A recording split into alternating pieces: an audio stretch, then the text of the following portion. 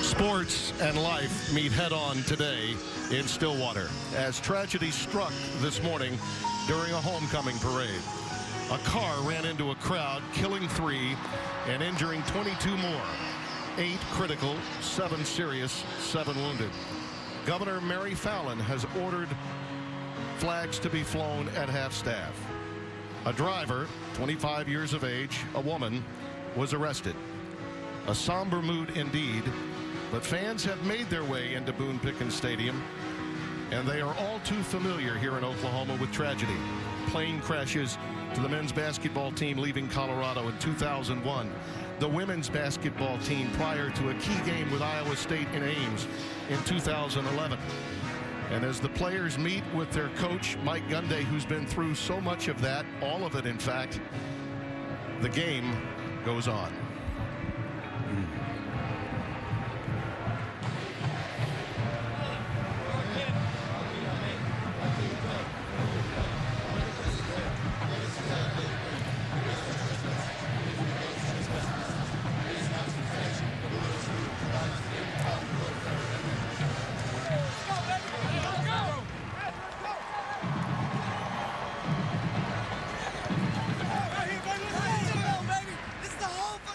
We welcome you to Stillwater, Oklahoma. Alongside my partner, Spencer Tillman, I'm Tim Brando. You and I have been together for a long time. We have dealt with tragic events centered around sporting activities before. It can be cathartic, at least during the period in which the game is played. But this is very unique. The America's Homecoming is what they tabbed this. Over 50,000 people will show up here. And it was the kind of somber feeling that we had coming up to the booth that I've never before had. Timmy, look, the difficult truth is less than 2 hours ago, you and I walked by covered bodies in the middle of that street. And so the process of moving from scabs to scars is going to be an involved one. And I wish I can tell you, despite the fact that these athletes are trained to repress the reality and go out and compete, and there's some solace there, but they will reach, as they did a moment ago in the opening shots, to prayer and religion and other things as their respite. But at the end of the day, this is an individual deal. And so there's sometimes no place to run, no place to hide. There is a game to be played, and a football team that is undefeated, one of 14 of the teams that are undefeated, this Oklahoma State Cowboys team. And it will be very impactful for their future because the gauntlet is going to be incredible what's facing them in the month of November. Well, it helps going into that gauntlet when you're 6-0, and that helps Coach Mike Gundy. His team led by two quarterbacks. You know, J.W. Walsh, the backup to me, is very capable of being the starter. But we certainly know that Rudolph is certainly the guy that's number one and in that position. So he's got to manage that situation, and I think that they're in a good spot right now heading into this one. Kansas is a winless team, but they're coming off their best performance of the season thus far, pushing Texas Tech at home in Lawrence.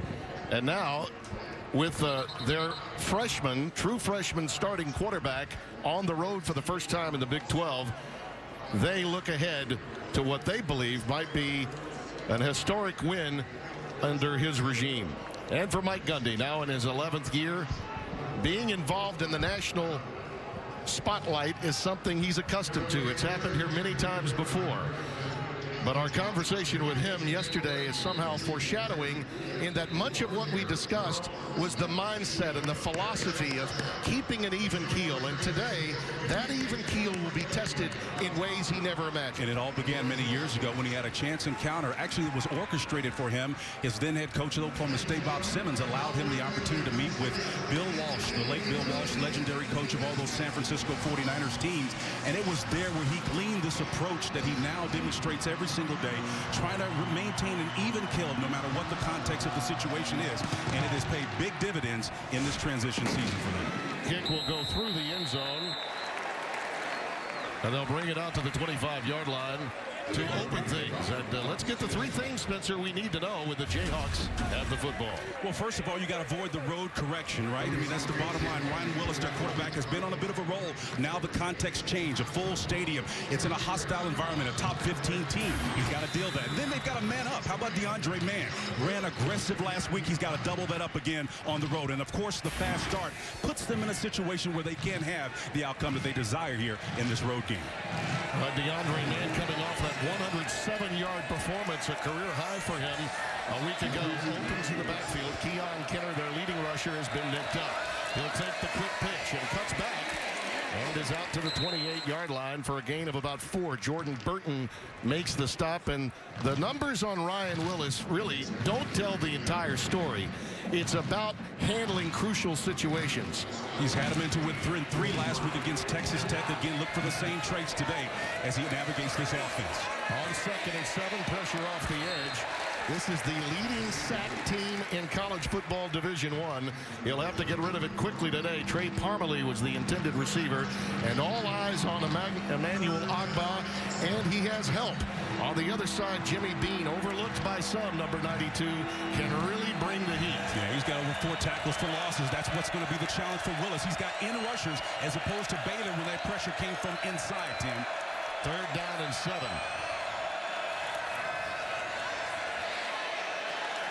Pressure comes from the middle this time, and the pass intended for Jeremiah Booker thrown low, and it's a punt formation coming up for the Jayhawks. Yeah, Vincent Taylor and company on the inside. Again, you just mentioned the outside rushers, but watch for 56 and 96. 96 in particular, Vincent Taylor. They will put the pressure on the inside, and again, if they can get a combination of edge rushers plus that inside push, it's going to be a very long day for the Kansas Jayhawks. Matt Lyman will boot it away, should get it off around his 20. Jalen McCluskey, the freshman, is back deep, number 84. That's a boomer. He'll take it at his 20. 52-yard boot that he returns 10 yards up to the 30-yard line. And 3 things we need to know when the Pokes have the football. Well, if you're Mason Rudolph, you got to be able to discern threats. It's a 1 through 3 step process for a quarterback. And once you discern where the threat is coming, you got to call high probability plays that give you the best chance of succeeding against those threats. And then the last step is simply executing the called play. And that's a combination between the quarterback, the offensive coordinator on any given Saturday. Chris Carson, one of the committee. He was out a couple of weeks ago, played some in that victory they had at West Virginia. And they go jet sweep early on the pitch to Lacey. He's got outstanding speed, and he takes it beyond midfield. Pushed out by Michael Glatzik, the free safety, a 21-yard pickup. Well, Chris Lacey does a fine job of stressing the edge with his speed. And again, this Oklahoma State offense will look for any way possible and any position to get running yardage. That's one of the objectives that Coach Gundy said is a must. I got to get to 150 on the ground. This is a live and learn offensive line as Carson burrows down to the 45. They don't have quite as much depth in that offensive front, but Mason Rudolph has been impressive. He really has. He's been patient. He's been outstanding. He's made some good decisions. Texas put a little bit of a stress on him, but he did come through in the end. And, of course, when you got J.W. Walsh, the specialist inside the red zone, it makes it a lot easier for this two-headed quarterback situation to thrive. He is 8-1 as a starter, and 5 of those wins have been on the road. Looking long this time. That's Washington. He had it and lost it. It was stripped beautifully by Ogletree, 25. He knocked it out of there, but he had some safety help coming from the high side. Yeah, James Washington from Stanford, Texas, does a fine job of splitting that 2 coverage. It was actually a single high safety look with man on the corner, and when it converged because the ball was up in the air so long, it allowed the inside safety to come back and close and contest the ball. But nice pitch and catch effort there by Oklahoma State. Really good technique by Ogletree knocking it away. Did not give up on the play. 3rd and 6. Just a 3-man rush. Well, beautifully thrown towards the boundary, and it's caught by Glidden. He is the money receiver, the guy they look to on down and distance situations out of the slot. Yeah, David's only about 5'8", 185 pounds, but he sure comes up big-time plays there. Local guy out of Mustang, Oklahoma, showing us some big-time play here. Work him in the slot. You watch him, he's going to be active today. 1st and 10 from the 24, we'll call it. Out of the gun. Nothing there, and just eating it was the quarterback as Fletcher, number 90, came through from that tackle position to get him. Yeah, Capel Fletcher, number 90, all 6'3", 271 pounds of this senior here, doing a nice job of staying home with his run fits and playing his assignments. This is one of the things that Davey Beatty, head coach of Kansas Jayhawks, wants his team to do. Play your technique how we're coaching you. You'll be just fine. Rare minus yardage on 1st down. Look at that. Right slant going to the Cowboy back. Blake Jarwin And he gets it inside the 5-yard line. Yeah, Michael Black's covering from his safety position. It's really tough to cover one-on-one in those scenarios. And again, I think Kansas wants to try to pressure him, but they're so careful of the fact of the accuracy of the quarterback. Now they go fade to the corner. Washington out of bounds. They're going to rule him out. If he was out, it wasn't by much because it looked like one of those legs were down. But again, they're going to go to that corner often. Number 28, James Washington, 6 foot 200 pounds from Texas. See, was that toe out? Yeah, it may was. have been just out just a little bit. It was out. And Walsh, J.W. Walsh, who is the situational quarterback. It's amazing to think he's got 13 completions, 5 of them for touchdowns inside the red zone. Second down and goal here. Rennie Childs is behind him, and he sees something he doesn't like in the formation and calls a timeout. You know, that's one of the things that we talked about they've got to do is discern the threats. And if you can do it, Timmy, you can call and execute big time. Oklahoma State making the right choices early on this Saturday.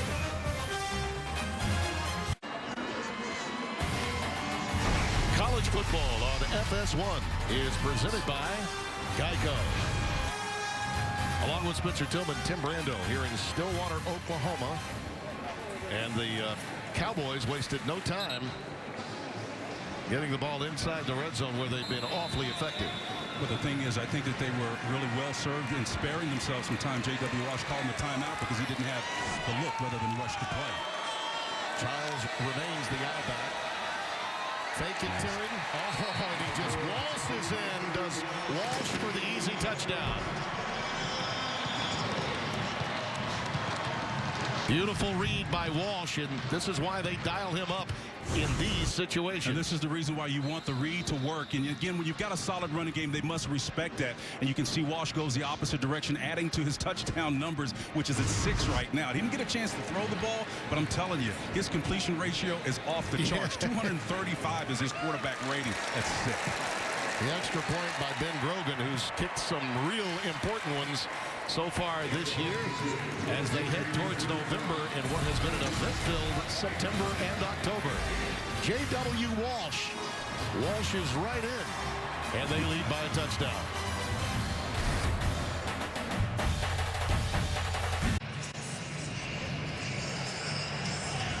A lot of rain prior to today's game, but with overcast conditions, we are dry for the moment here in Stillwater, Oklahoma.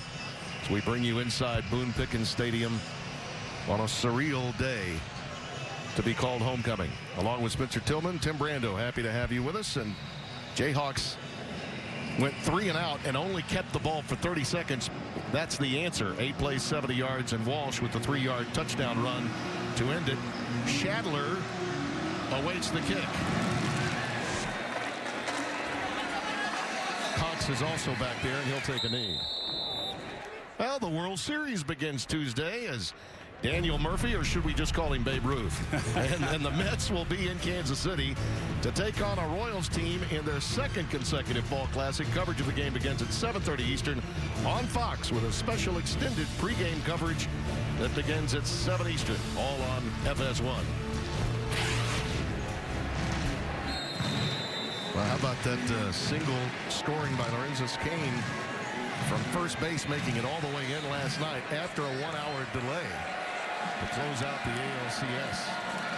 On first down, a pass thrown at the feet of Shaquem Barbell, number 82, and it looks as though Willis in his first encounter on the road has a little nerves that are impacting him because he's thrown 2 now very low. Yeah, he's got to be concerned about that because we've seen in the previous possession where pressure was coming from inside and out, but Trey Flowers and Jordan Stearns are waiting there to take advantage of those miscues. Couple of real ugly passes there. Here's DeAndre Mann, who can really tote it. I'm impressed with this kid. He's got it out for a first down to the 37-yard line. Mote Mile makes the stop. Number 56. Well, that's how you run. Coach David Beatty said he's running with an attitude right now, and it was part of our points. Keys to the game for Kansas to establish their running game, and certainly DeAndre is manning up early. From the 37-yard line. This time he tries the left-hand side and is ahead for about 3. Yeah, but those are tough, good inside yards running right there. Nice breakthrough last week for Mann, and he really showed a change of pace and a certain violentness as he comes to the sideline that they were missing in that period, and actually opened up the passing game for Ryan Willis. Taylor Cox has replaced him now on 2nd and 7. Well, that one goes right through the hands of Tyler Patrick.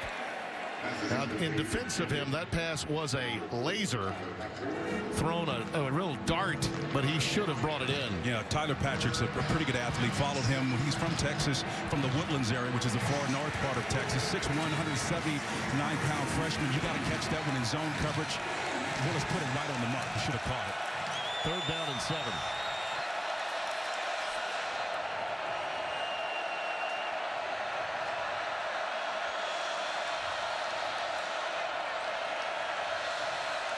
Look out for Agba on the end.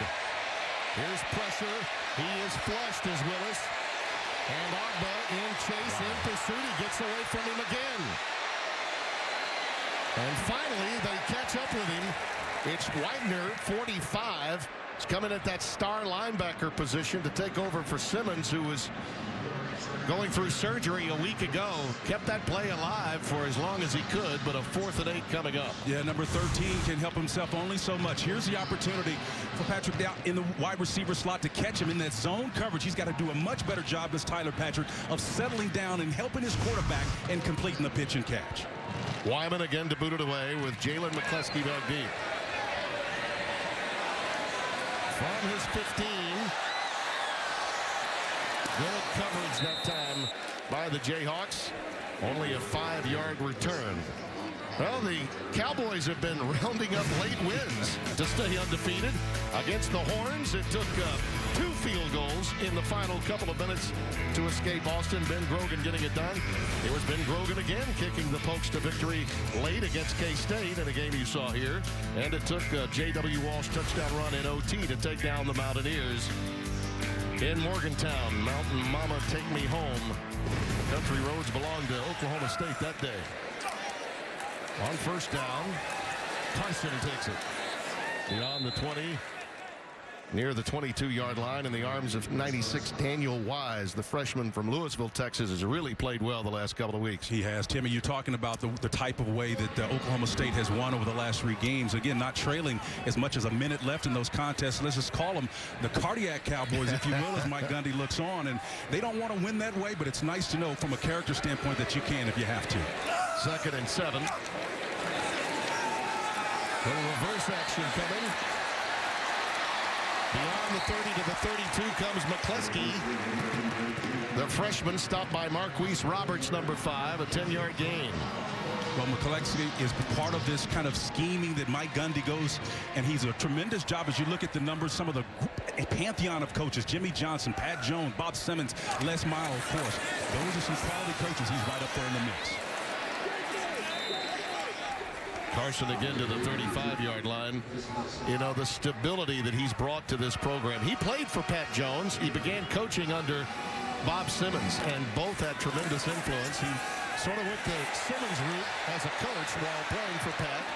Had Barry Sanders and Hartley Dykes, Thurman Thomas among his many teammates on that team as Daniel Wise makes that stop. His style, though, is a lot different than any of those coaches that you just talked about. Most of them firebrands. Yeah. He's a little bit of an evolved coach from that standpoint. A little bit of the antithesis of that, kind of a cerebral guy. In a teaching environment is what he told us he wants to construct here for his players. Well, he's gone from calling his own plays to becoming a CEO. He's had a cradle of coaches for offensive coordinators in the last half-dozen years. Thrust from the pocket. That pass is incomplete. Great pressure coming. David Glidden was the intended receiver. Lots of pressure coming from Courtney Arnick, 28, off of the edge from linebacker. Yeah, the 6'2", 207-pound junior. Watch him work inside. He comes underneath there in the pressure. It's a great job of, first of all, spying and kind of playing the coverage on Glidden there on the outside. So they had the slot defender, which is their most dangerous inside receiver, covered. Nice pressure job by the Jayhawks. Zach Siner, freshman, will punt it away. Ray Parmalee is back deep. The veteran calls for a fair catch at the 21-yard line. He has been magnificent this season, and you'll be hearing about him somewhere next season at a beautiful amphitheater near you where the shield is available.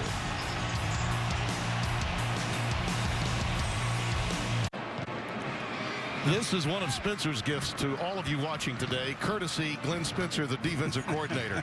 This is going to launch us into a nice conversation piece. Well, he's got his finger on the pulse of how we should be defining the game anymore. It's really all about this yardage scenario that we're so acclimated in. It's really points per possession that you need to be focused on. Willis under pressure again, and the freshman fortunate to get back to the 20. A loss of a yard. Vincent Taylor will be credited for that tackle for loss. As you see, Glenn has been around this business a long time. And he's had to adjust too. And, you know, we were talking yesterday to Glenn. He says he's kind of like the Dewey Decimal System. You know, everybody tried to get us to go to the metric system. We wanted to hang with the yardage. The bottom line is what constitutes great defense anymore can't be measured in a spread error exclusively by yardages given up. It's more points per possession. Killer and Cox in the backfield. It's Killer that takes the pass, and he's nailed 5 yards behind the line of scrimmage. Kevin Peterson, an outstanding corner, handles it very well when on an island, makes the tackle, and it's a 3rd down and 15 coming up. Kevin really good in space, showing you some of the athleticism there on that play that was stretched horizontal. And again, trying to get a horizontal stretch of the Jayhawks to open up some inside running games. You can see it in front right here. He's getting a call from the sideline, and they want to run against this look. This is an ideal look to run against. Taylor Cox is the setback. Well, it looked ideal, but it closed quickly, didn't it? Jimmy Bean and Vincent Taylor, 96 and 92, collaborate. It was an ideal front, but they went to the wrong side. I mean, the read was to the back because you had both the guard and the center covered with that bubble back there with the linebacker, and they just missed the read. I mean, it was diagnosed from the standpoint of philosophically, let's run against a 3-man front, but your quarterback and, of course, the running back has got to read the right gaps in the hole on that one, Tim. 4 3 and outs. And it's 4th and 13 this time for Wyman as he boots it away. Yeah, he got it on the instep, and it goes out of bounds inside Kansas territory. And that will give outstanding field position to the Cowboys as we come back to play. And you look at David Beatty, whose job is oh so very difficult. Trying to do the best he can to get the right face on his guys, getting them to buy in as a first-year coach, and to this point, not a victory to show for it. Yeah, he's got some leaders, though. Ben Goodman, number 10, the senior, 6'3", 253, is one of the guys who's going to be battling out there for him. This is an all-important stop that they need right now for the Jayhawks. This is an important series of downs for them defensively. Freddie Childs, the setback. Quick look into Glidden, again out of the slot. Takes it to the 43-yard line. This young man leads the team in receiving yards, all-purpose yards, and had a career-high 8 receptions in the win against Kansas State. He's so crafty in the slot position. It's very difficult to tackle him, but you notice there Michael Glatzik, number 39, was in great tackling football position. That's what the OSU Cowboys are trying to exploit. In space, can the Jayhawks tackle effectively? 2nd and 4. Jarwin in motion. And he becomes the lead blocker for Rennie Childs, who stopped at the 41. Corey King, 99, the senior from Boca Raton, the Miami transfer, makes the stop. Yeah, he's a stout guy, just 6'1", almost 300 pounds, and he showed you he's got some lateral ability to stop the run, and he shows you, again, just how intent he was on shutting this Cowboy running back game down. Well, the Cowboys are intent on trying to establish a run game before the big boys come in here in November. Play fake this time. Pass is incomplete. Intended for Seals. Brandon Stewart with the very tight coverage. He's been nursing a groin injury the last couple of weeks. Yeah, out of Cedar Hill, Texas. He's another one. He has been nursing that one. He didn't play last week, but he shows you. He got that right hand on the hip, but again, closing speed.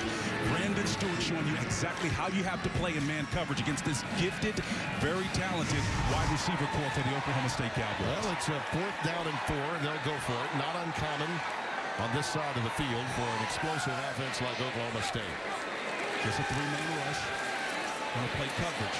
Pattern is complete, and guess who? That's one of the reasons why he can call it 4-down territory anytime they're inside the opponent's 50. And believe me, they treat a 5-yard out just like it is a high-percentage running play. Again, the pitch and then the catch. Glidden on the other end completing the play, showing you why he's so valuable. From 34, 1st down. Childs. Inside the 30, down to the 27 of KU, Joe Deneen.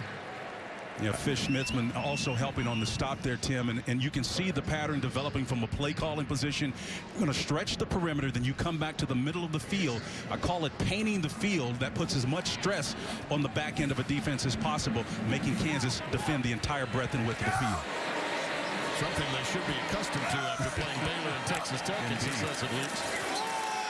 Carson penetrates the 25 down to the 23-yard line. Well, Tevin Shaw tried to come off the edge. In fact, the Kansas Jayhawks came from both sides trying to create pressure, but both of them missed. That was such a quick-hitting play. If you're going to risk and spin those bodies on the perimeter, you got to make sure the guys on the inside do the job.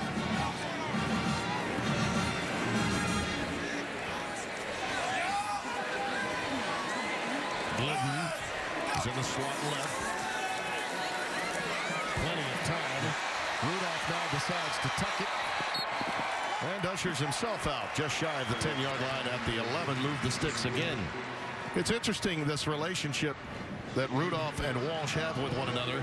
He's so effective between the 20s, but when it's time to clean up and pad your stat sheet with scores and touchdown passes, he relinquishes to J.W. Walsh, the redshirt senior. Yeah, Tim, you can tell a lot about the character of a player by how he responds to the success of his teammate who plays the same position.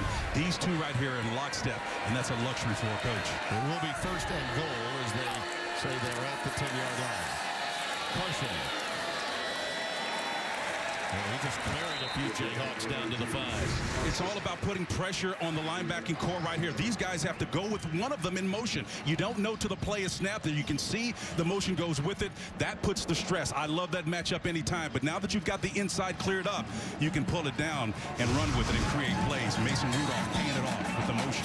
They've added Jeremy Seaton into the game along with J.W. Walsh as he checks in, as he oftentimes does in these situations, as he did in the initial situation.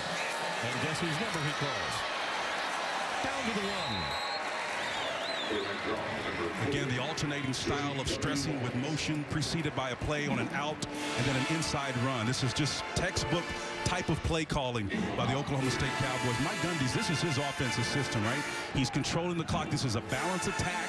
And most people think just because they do some spread concepts that they necessarily are one of these teams like Baylor that's going to pass the ball all the time. That's not what they're about. They're about achieving balance. Third down and goal. Power set. Fake it to Charles, and again, it's Walsh. Boy, he got it. It's another touchdown. Just inside the pylon.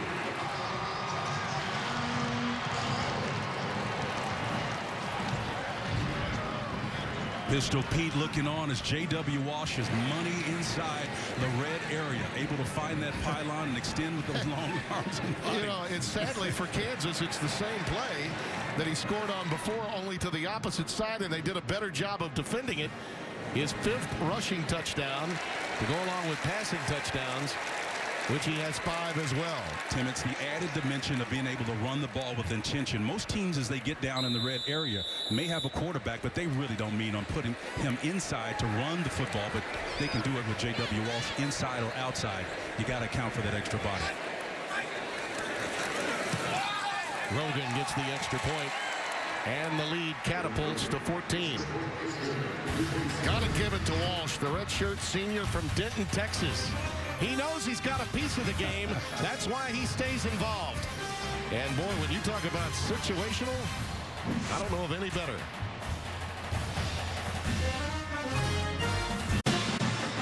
14-0 Oklahoma State. A pair of touchdown runs by J.W. Walsh. Just amazing. Look at that number. I mean, that's staggering. 12 of 19 rushes or passes have resulted in first down or touchdowns for the Cowboys. You know, the thing that's exciting about his game, and just not the ability to come in and make the play, but how he tolerates and deals with being the backup quarterback, as it were. He was the starter. He literally won this position. It was his, but for the injury, he would be starting right now, and it would be Rudolph who would be backing him up, but that's not the case. It's really neat to see these guys manage that relationship. Shadler and Cox awaiting the kick from Grogan.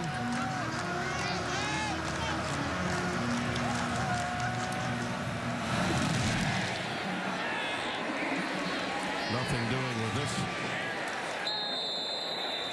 They'll bring it out to the 20-yard line. Spencer, who do you have in your Nissan Heisman watch this week? Worst kept secret in all of college football. How about Leonard Fournette? He's my guy, man. He's a one-man crew.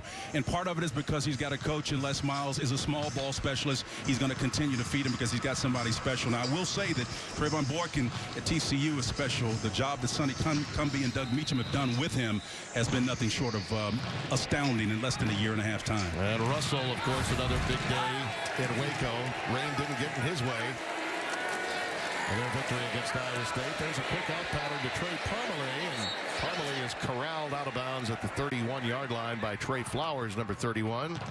Redshirt sophomore from Converse, Texas. Yeah, Trey Parmalee has been really good for them. One of the smallest wide receiver to 5'10", 171 out of Overland Park. And, he's a tremendous asset. He's been quiet for the most part today, first catch. The cutback by Keon Kenner to get it out to the 33, about a yard and a half shy of a first down. I know that Glenn Spencer says it's an irrelevant stat, but okay. And listen, the Cowboys own it right now. The Jayhawks have dropped some passes.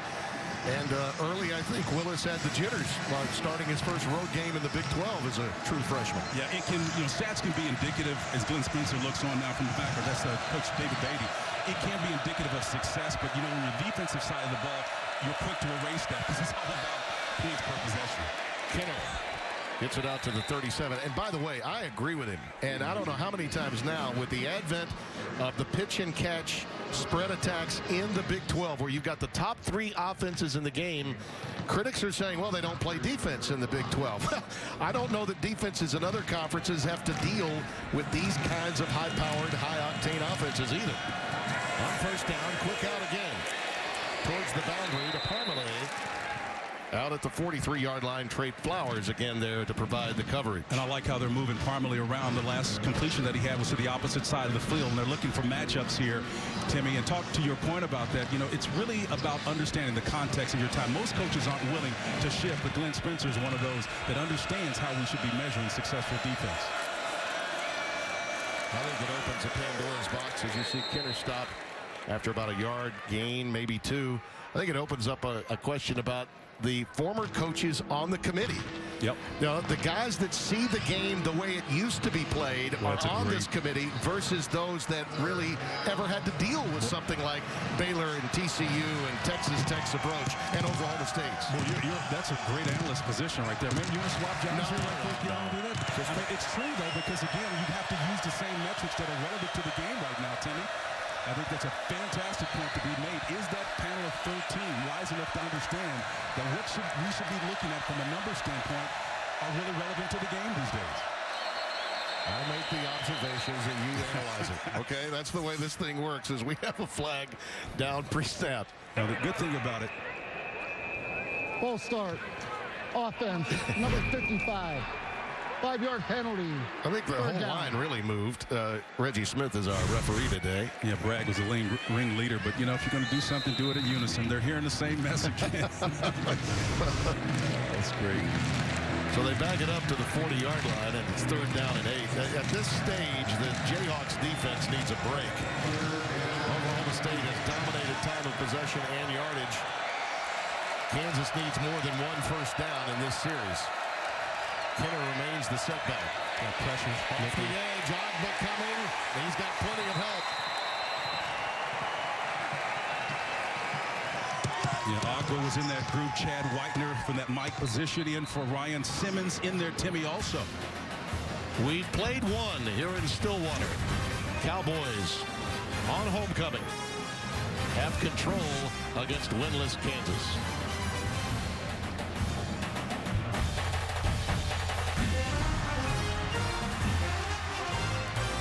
We open the second quarter and Oklahoma State leading by 2 touchdowns.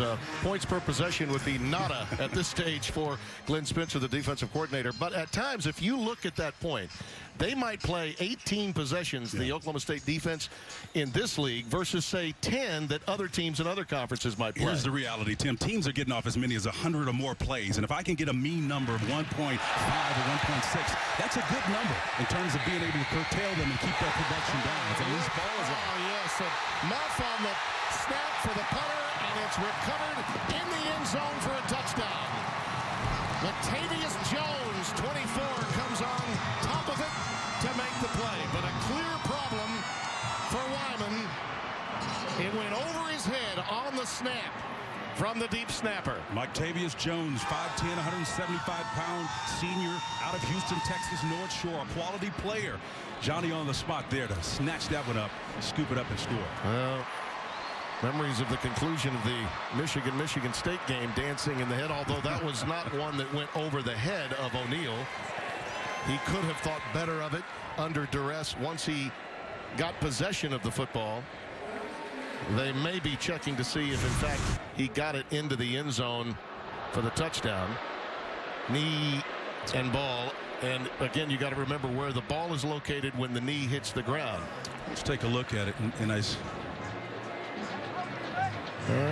think the Kansas State's players, Kansas player, apologize, was underneath the knee. And I think that probably is going to allow him to get in there. That was Ben Goodman. Problem becomes, is it definitive? And remember, they have been very conservative about changing it unless it is indisputable. And without the angle that you would want from the line of scrimmage, and that's really what you need in this case, I don't know that it will necessitate a reversal from the call on the field. I would be interested in what Mike Pereira has to say about it and whether or not, Goodman's hand constitutes part of the ground in between the knee and the turf. Mike Pereira is back in our studios as always, and given the angles that we're providing you, Mike, what do you think? Well, I think I would stay with the call of a touchdown, because if your knee does not get to the ground, even if it's on a hand, you are not considered down. So, to me, without a shot down the line, without really anything clearly definitive. Review, the ruling on the field stands as called. Yeah. Touchdown. I'm with you, Mike. Then I would have done exactly what Reggie did in that situation and what replay should do. There's an element of doubt, but you don't reverse with an element of doubt. Reggie Smith is our referee, and many thanks to Mike Pereira. Best in the business. Yes, he is indeed. Rogan is on for the extra point, and it went from bad to worse for the Jayhawks. With the turnover after the poor snap that put Wyman in no man's land. Snap did get over the head. He just didn't bring it in. It did go over his head. The snap, it's a little over his head. Yeah, it was. He retrieved it. Here's the problem: is what happened here. He could have just gotten on top of it, tried to kick it, and when he did, it went right in to the chest of Jones, who then carried it into the end zone. Timmy, that's just an example of making a bad situation worse. Again, if the ball is airing it over your head, minimize it. If you can't get it off and it's not clear, you need to fall down right there and ask your defense to defend. And deep snapper John Wordle, youngster from Orland Park, Illinois.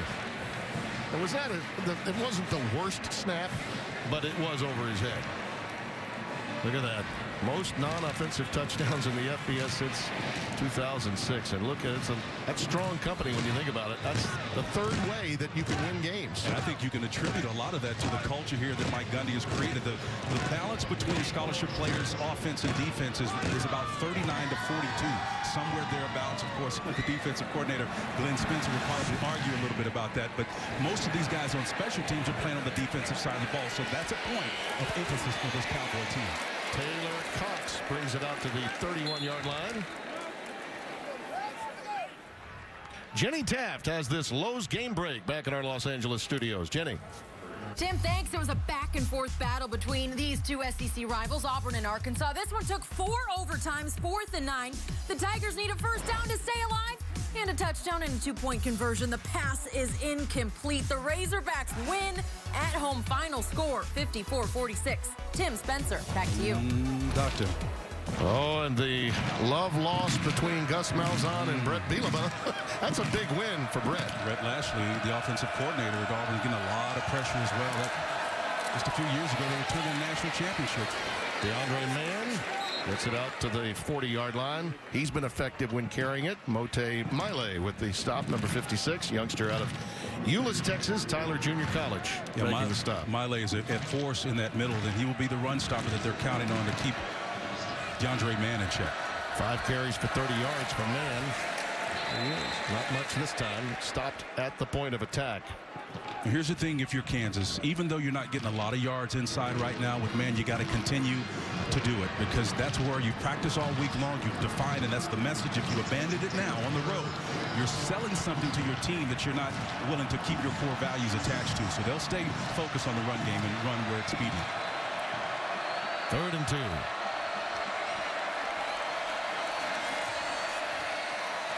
Pass could have been picked. Parmalee, the intended receiver, but the route was jumped by Trey Flowers. He was right in position to pick that one and take it to the house. But Trey Flowers is dangerous back there along with Jordan Stearns. They're awesome. They're guys that play off one another's talent. They're both big hitters, and they've got great route recognition ability as demonstrated on that play. Flowers closing so quickly. And if you've been Ryan Willis, you've got to get that ball out in a hurry. And it's painfully obvious that Rob Likens, the offensive coordinator for Kansas, still cannot really give the entire package to the freshman quarterback. And as a result, Oklahoma State is really defining what the KU offensive attack is all about. Nice punt that time by Wyman. 46 yards with no return. And the Cowboys will have it at their 14-yard line. Effective in the air and on the ground on homecoming.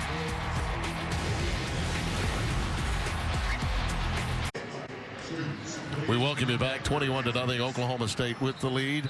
For those of you just joining us, a horrific tragedy earlier this morning with 3 killed, 22 injured, and the governor of the state of Oklahoma ordering the flags at half-mast. The president of the university, we're told, was contemplating this game not being played up until within 2.5 hours of the start of the game. The decision was made that was in the best interest of both universities to get the game in. And for the most part, the crowd, who had a very difficult time getting past the crime scene as there was an arrest, did make it in, and they're in great number here today. Wise made that tackle, as you saw Rudolph trying to get away from trouble. 2nd down and 12 after the loss of 2. There you saw some of the energy. This Kansas team is not giving up. 96 Wise showed you some of that passion up front that these defensive linemen and interior linemen in particular need to have success against OSU. Quick wide receiver screen out to Austin Hayes, number 88. Stays on his feet beyond the 20 to the 22-yard line. AZ Bates, 24.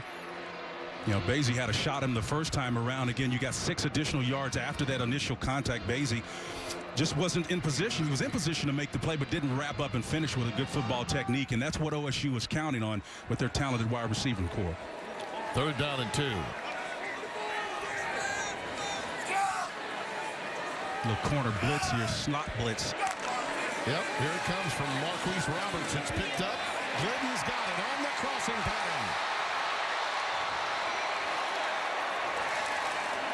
Jayhawks wrestle him out of bounds at the Kansas 45-yard line. See, and that even with the blitz, what that does is it informs your read from the quarterback standpoint. The pressure off the outside here shows me that I've got automatic man coverage right now. And then David Glidden obviously able to exploit that with his athleticism and his route recognition, seeing that it was a combination man-zone coverage scheme that he was able to exploit. 33 yards on that hookup. On 1st down, oh, it's a beautiful play. Nice, he's open. Pass has got a lot of air underneath it. That might be offensive pass interference. Yeah, Aitman was the intended receiver. I think he became more of a defender as Bates was drawing a beat on it. You're right. I think he may well have picked up offensive pass interference. Yeah, he's going against a single safety. Look, that ball had a lot, maybe too much air underneath it. Again, it's a 50-50 ball at that point. It's as much the right of the defender as well as the receiver, but never had a chance as Aitman was all over him. Pass interference. Defense. Wow. Number 24. Wow. 15-yard penalty. Wow. Yeah. I'm amazed, too. Yeah, I have to tell you, Timmy, I'm amazed, clearly, too. on a 50-50 ball like that, I mean, are you kidding me?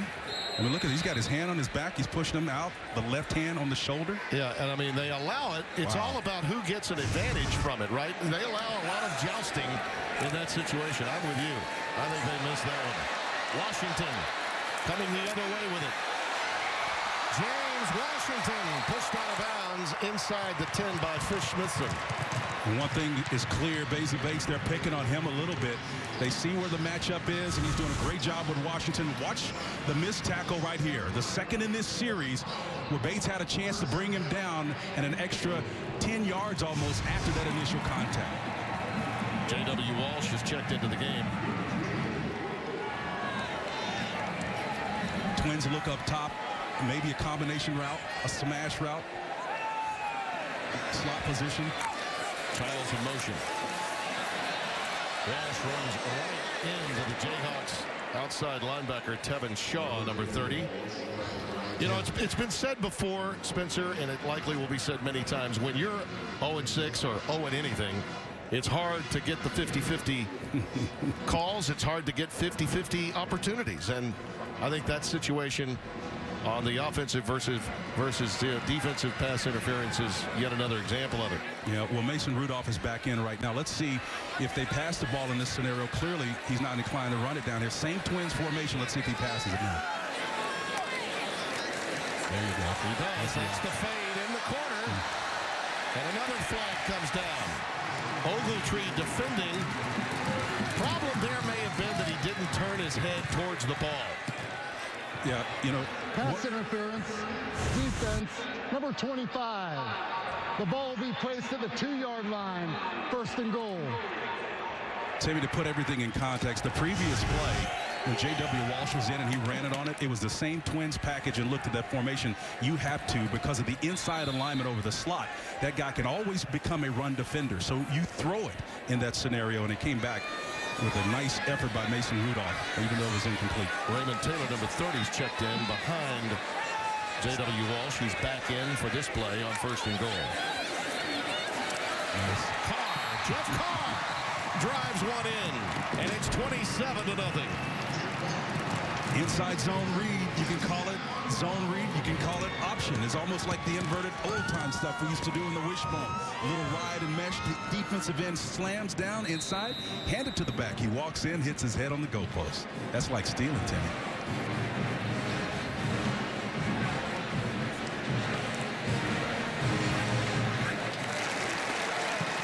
Rogan, who's been perfect this year, makes it 28-0. James Washington, the sophomore from Stanford, Texas, was tippy-toeing towards the end zone to get it close. And then ultimately, Jeff Carr, untouched.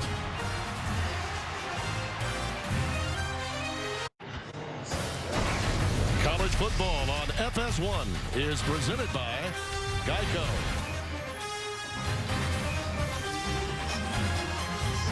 Here in Stillwater, Oklahoma, alongside Spencer Tillman, our entire FS1 crew. 28-0 our score. It's been all Cowboys. Shadler and Cox in an all-too-familiar position for the Jayhawks, awaiting another boot. And, Tim, it's really been all about the pressure. Agba on the left side, and, of course, Jimmy Bean on the opposite side that put pressure on him that's really thwarted this Kansas offense. Shadler with a return. This young man has sprinter speed. Got to Kansas by way of Wichita State and gives them outstanding field position. Let's get this game break from Jenny Taft in Los Angeles. Thanks, Tim. Number 17, Oklahoma hosting Texas Tech. Joe Mixon getting involved here. 17 yards for the touchdown. Since Oklahoma lost to Texas 2 weeks ago, they seem to be back on track. Now up 21-3 in the second quarter. Tim, Spencer, back to you. All right, Jenny, thank you. Listen, I know there's a lot of conversation, and understandably so, that it's all about Baylor and TCU in this league. But rest assured, Oklahoma State, Oklahoma, and yet even Texas will have their say in how this thing shakes out.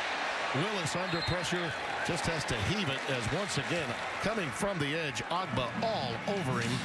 And he just had to dump it. 2nd down and 10 coming up. Agba, so much pressure. Timmy coming from the outside here. No chance for Willis to square his shoulders and technically deliver the ball like he's been coached to. And again, on the outside, another tackle for loss near by Agba. From the 46-yard line officially, it's 2nd and 10. Keon Kenner is the setback.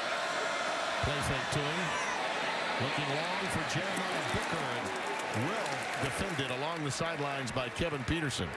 Out of Wagner, Oklahoma, Kevin Peterson, 5'11", 190 pounds, and you're looking for a corner that can cover, that can identify the ball and turn his head on it and own that ball, and he does an excellent job of it on that play defending. Just a nice job of his eyes. Look at the right hand extended out, denying the completion there. I mean, look, if you're looking for a cornerback, that's one of the key skills, his mirroring capacity and the makeup speed to defend the pass like that. Outstanding job. 3rd and 10. Got a little blitz package working here. Parmalee. Yes. Wide receiver inside screen, and Trey Parmalee's got speed. Big time speed. Inside the 10 and down at the 8-yard line. Jordan Stearns, number 13, the free safety, runs him down 46 yards. A good look against that blitz. Versus a pressure look on the outside, Timmy. They're going to try to go up tempo here, but Brian Willis doing a great job of executing that play to get the Parmalee and get the big yardage.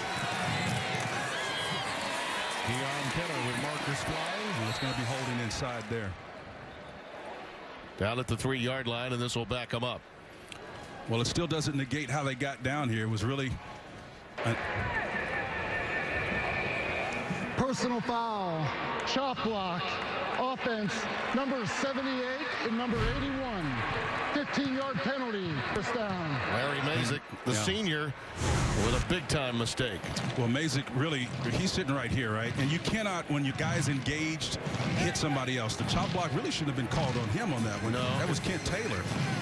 And he was already engaged, and so it was just a bad call, but they got it. It definitely was a chop block. Yeah, the tight end, he was 78 engaging him, and Taylor actually went low, 81. You're right.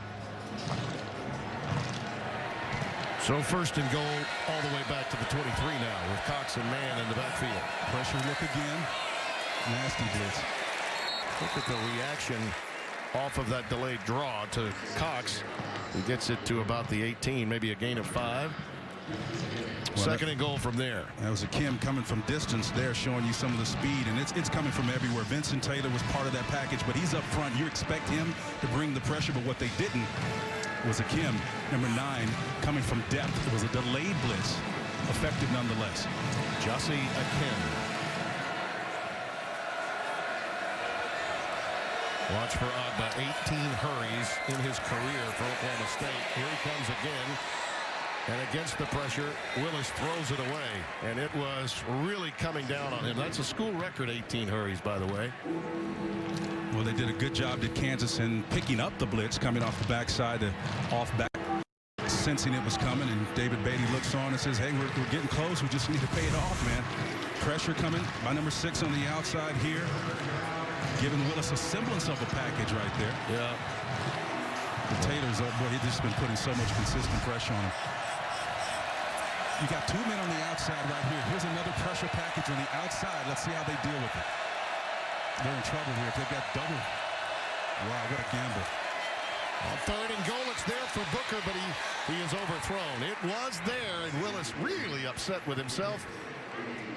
He thought he had a touchdown right there. Boy, Glenn Spencer, defensive coordinator for Oklahoma State, dialing up some exotic blitz, and overload up top with 3 and still managed to get 3 defenders to cover 1. It's a gamble, man, but it's calculated. That's good defense right there. You know about the issues they've had with field goals. But you have to try to get points here after that big play that got them inside the 10. I get that. This is a 40-yarder for Barcelona. And they missed some from chip shot range last week.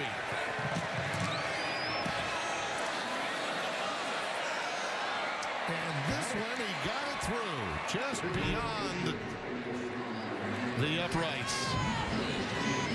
That's a big field goal for the young man after all the problems that they've had.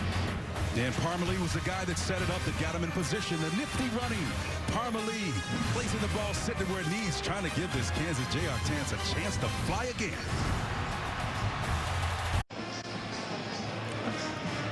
College football on FS1 is presented by Geico. Jeff Carr, who had a touchdown earlier, awaits the kick after the field goal by Barcelona. Matthew Wyman will handle the kickoff here for the Jayhawks. See if the Kansas Jayhawk defense can keep him in the game and play with some resolve here, Tim. From inside the 5, Carr. Good response on that return out to the 30-yard line. Well, Fox Sports Supports is proud to team up with the Boys and Girls Clubs of America, supporting their mission and helping young people to reach their full potential through programs that promote character and leadership, education, healthy lifestyles, and more.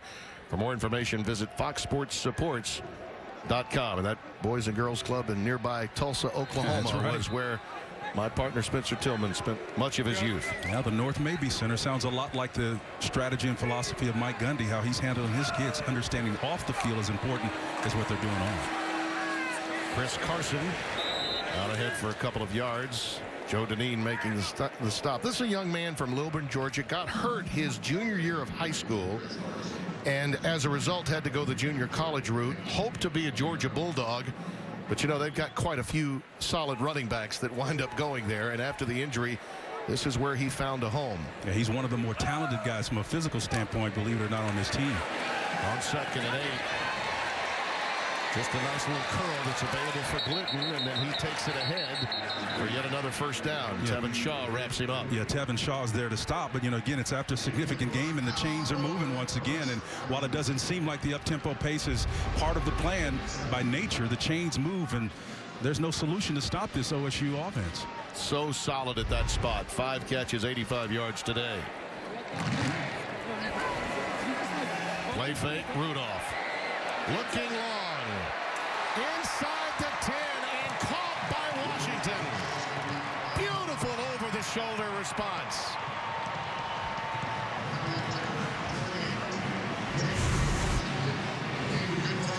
You want to talk about Ogletree trying to defend this? It's almost impossible. Beautiful adjustment on the pitch and catch. And again, that's what every great receiver's got to be able to do. Washington adjusting and fading nicely as he got to the out-of-bounds line for a tremendous save and catch. 43 yards on that connection. Going for the fade, Washington. Beautiful. Touchdown.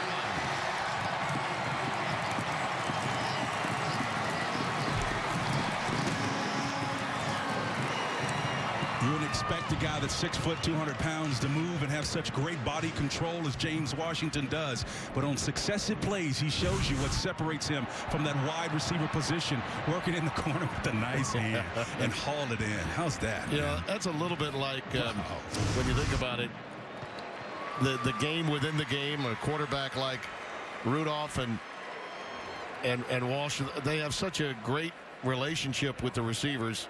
You see a guy like Washington make a catch like the one he made over his shoulder, somewhat like playing in a 4-man scramble, and one of your teammates hits it to within about 3 feet, and you say, you go ahead and put it in. That's right. You go ahead and put that baby in. You deserve the birdie. Let him have it. He deserved that touchdown catch. Sophomore from Stanford, Texas. Had a big day against Kansas State. He's doing in the other team from that state today.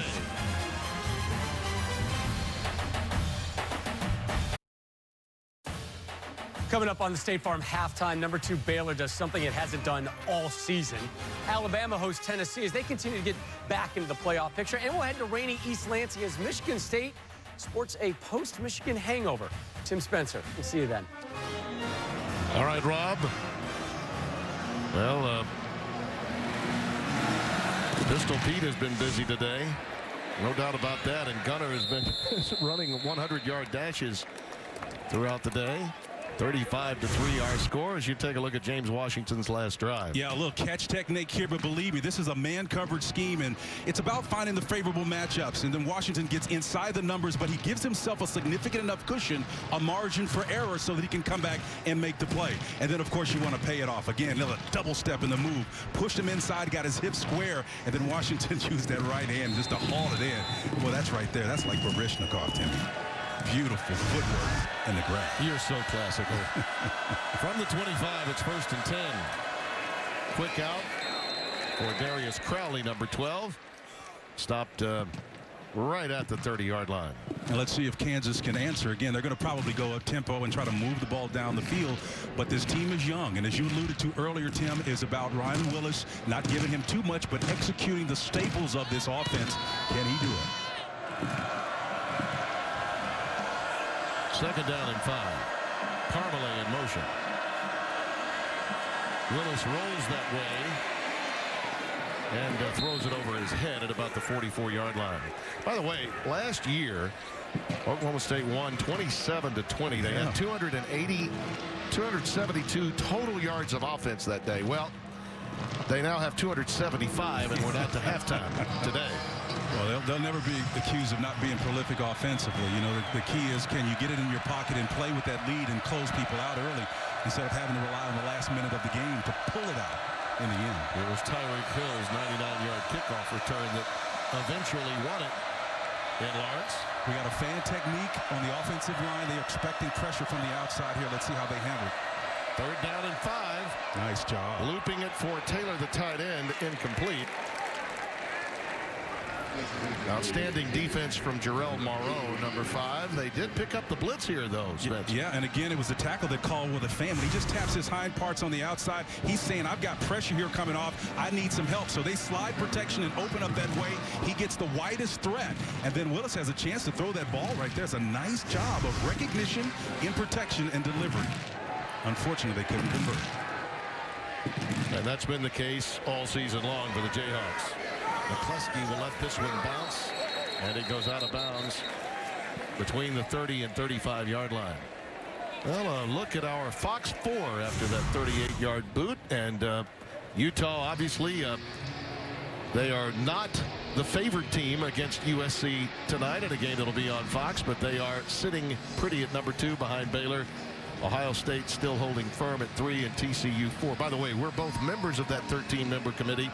I know I don't have Baylor at number 1, although I think they're playing better than TCU. I think the Horned Frogs, based on skins on the wall and at least a win at Minnesota, still deserves the nod. And I don't see Ohio State even in the top 4. A little mix up on the handoff as Carson, with markers down, is up to about the 42. Smithson tripped him up. We'll wait for the call. Holding. Offense, number 71. 10-yard penalty. Repeat, first down. Lundblade, the center, is called. Who do you have in your top 4? Well, listen, what all of those teams we just showed have in common are great quarterback play, and I don't think that this qualifies Ohio State. You know, it doesn't matter which one of the 3 that they have, and Barrett, I think, deserved that number 1 spot in the first place. So now he's going to be playing more, and I think that it's not unlike what Urban Meyer dealt with when he was at Florida, whether it was Chris Leak early on, Tim Tebow. You've got a multiple quarterback. This is a run-based spread attack that they run. Quarterback play and a good head coach. Yeah, they get Rutgers tonight. Pass intended and caught by Juwan Seals. Number 81, the redshirt junior. Tyrone Miller Jr., number 19, was right there with him. 2nd down and 12 coming up. Tim, the deeper you go into a season, the head coach and the quarterback become even more integral parts. And we saw that demonstrated last year, and we'll see it again duplicated this year.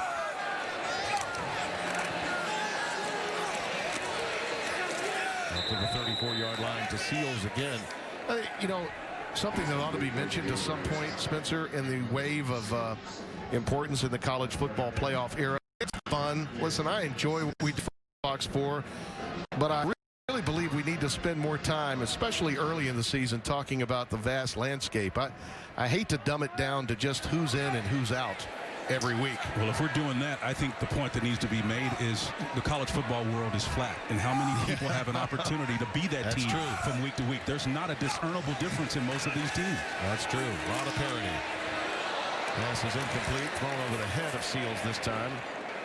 So Kansas, looking for a defensive stop, finally comes away with one in a punt formation upcoming for the Cowboys. Yeah, the Cowboys have got to really be concerned about the ebb and flow of the game and that they not get stale. Remember now, as Coach Mullen looks at this, they were coming off of a bye week, so it was important that they, came in with some significant energy in this one after having some time off, and they need to finish and pay it off in the second half. Well, they had played pretty well against Texas Tech, although David Beatty's understanding of the air raid run by the Red Raiders is unique. Pressure, looking for the block that time. They were coming. They were. Parmalee watches that one go out of bounds. Kansas will have decent field position beyond the 30-yard line as they take over. It was a 31-yard boot. Look at the numbers of teams by conference that are in the top 25. The SEC leads the way, and I think conventional wisdom has been the Pac-12 would be the next best league. But look at the ACC, and oh, by the way, the AAC, a little bit below that. The American Athletic Conference has 3, count them, 3 teams circle the one that's in second place. You got a three-way tie there. And then, of course, Commissioner Michael Russell doing a fine job of putting his conference. We're talking about Temple, Memphis, who looked awfully good. No hangover for them last night in their win down the road at Tulsa. And certainly Houston, Coach Herman has done a remarkable job. They've got a great defense there. Tom Herman is showing some tremendous leadership, and he came in with a zero-sum kind of attitude, and they've responded nicely there in Houston, continuing that legacy. Remember, Kevin Sumlin was there before. And going back to the 70s, John Jenkins and company, they've always been competitive. DeAndre Mann up to about the 40-yard line. A couple of yards there. Yeah, you look at him play, and I know that it's easier to run the ball when you're young. This guy, I think they could use him on some wheel routes and could be very effective coming out of the backfield catching passes too, Spence. I mean, he's tough to bring down. He's tough to bring down, but when you got number 38 there crashing on the outside, it makes it tough. And now they're just showing coverage looks here. Just 3 men on the line of scrimmage. You can see here, and then a stand-up big guy. That means you've got 7 on the back end here. So they're playing coverage, not trying to give you pressure. Now they're rolling to a too-high safety look. This is going to be a tough read for the quarterback to figure out. Steps up and finds Booker. That's a first down inside the 40 to the 33-yard line, and that's an illustration of the arm Ryan Willis has. The true freshman can really spin it. Well, Booker is there in the softest part of that 2 zone as they roll to it. So Willis identifying the weakest part of the field against a 2-shell look. It's in the middle. He found Booker. Sitting down in the curl, Steven Sims Jr. He's a sprinter. He can get there, and he does. Boy, did he turn it on after the curl. He's just sitting on that pass reception, and then he turned, and it was go-go for the end zone. There you see Sims again, another one of those reoccurring themes out there, Tim. A receiver from Houston on the numbers, a little check down, and then the open field ability. That's just flat-out speed there, making a Lamb can miss the field corner in open space. Speed, focus, the ability to isolate in the first place to put in a position to make plays. Outstanding job. He's run a 10-4-40 in his pass. That's a big touchdown for the confidence of this Jayhawks team before the break.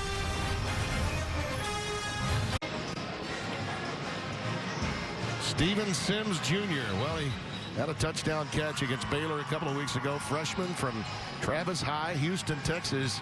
He can fly, and that was, you know, a lot of times you see those illustrations.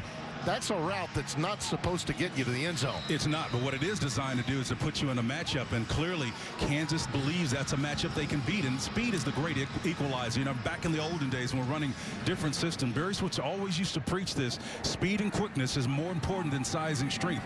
And if that was true then, and in the spread era, Tim, it is especially true. You know, there are Oklahoma State fans everywhere saying at some point you are going to work Switzer into this telecast. You know that, don't you? Yeah, I do. You know that. That's all right, man. They're a great team. Oklahoma State's done a tremendous job, and so has Mike Gundy in creating a culture of teaching here, man. I'll have to tell you, man, when I was in the meeting with him, to hear him say some of the things that he talked about, Timmy, and his approach to the game, understanding the millennial cohort and how you have to teach them and instruct them and not beat them down, I'll tell you, he's got his finger on the pulse of how to coach. He said that you'll never see body language from any of my staff that would indicate that they are displeased with any individual player. The focus is about moving forward after mistake and focusing on the positive. On first down, Rennie Childs tackled up high that time at the 27-yard line by Daniel Wise. Yeah, Daniel Wise is all over the place. And again, it's good to see, because if you want to get the finger in the pulse of a defense and a team, look at his defensive play in particular up front. Whether it's a 3-man front or a 4-man front, those are the guys that are going to give you the pulse of the overall unit and, by extension, the team. 2nd and 8. Nice push. Bubble screen to Washington. That's a first down up to the 40-yard line. Well, Timmy, it's a common kind of reoccurring thing. This is all about, in this system, spreading you out, but it's creating the individual matchups that allow you to exploit coverage on the backside, and that was Martin again, or Lazy Bates. Quick one again out to Washington. Has been a favorite target for obvious reasons in this game for Mason Rudolph and at times J.W. Walsh. A lot of weaponry, but you don't see in this Oklahoma State team as an unbeaten one of those real game-breaking players offensively. They just share it with guys that are very efficient at the skill positions. Like this guy, Clinton. First down, just past midfield at the 49-yard line. Michael Gladzik makes the stop. You know, they don't have any Des Bryants, you know, with this particular team offensively. But they are very effective and share the wealth, don't they? Tim, I think that's what makes them dangerous, to be honest with you. Again, from a management, a personality standpoint, it can be Marcel Aitman, it could be Brandon Shepard. Any of these guys, it's clearly David Glitton, as he has all day today, can be the guy that steps up on any given Saturday. And I think that kind of culture creates not just competition, but also contentment among the core. Washington again takes it in and is very near another first down. Look at it, he just stays up and keeps churning. I think they're going to give him forward progress to the 39-yard line. That's another first down. Yeah, they're moving the chains. And again, it's almost like when they need to step up and do it, they're able to move the ball. Nice bounce out by Carson. He read that well. Got it to the 25-yard line. Stopped by the South Carolina transfer Marquise Roberts. Now he's the bigger is Chris Carson of the two backs that they'll use. Rennie Childs, of course, is a little bit smaller, 5'10", 205. But Carson is 6'2", 202. And he's got some speed there. Also on the back end of that power, the finish. Got up in that hole pretty nicely for a bigger guy. 7 carries you see for him so far, averaging 5 yards a tote. Pressure off the backside. And it was Joe Deneen coming off the blitz. Youngster from Lawrence, Kansas. And Rudolph did not feel him at all. Well, you got pressure again coming from the backside here, Timmy. You got to be able to feel that. Rudolph has got to understand by alignment pre-snap where the pressure is most likely to come from and get rid of that ball. Deneen was in his hip pocket in a hurry now. Rennie Childs has come back in on 2nd and 16. Like the trips formation up top, we're going to pass it. Nice. Little overthrown that time for Glidden. Inside the 20 at the 19. They got a 3-by-1 look there, and again to the wide side of the field. And all you have to do is just deliver it. Mason Rudolph, that was a pass that he should have made and completed. No need to rush, no significant pressure. But again, that was an opportunity lost there. Glidden would have turned that into something significant. Another 3-by-1 look, Timmy. 3 receivers up top here. 1. Typically, if they don't run it, this is a 3rd down scenario. They're going to pass this one.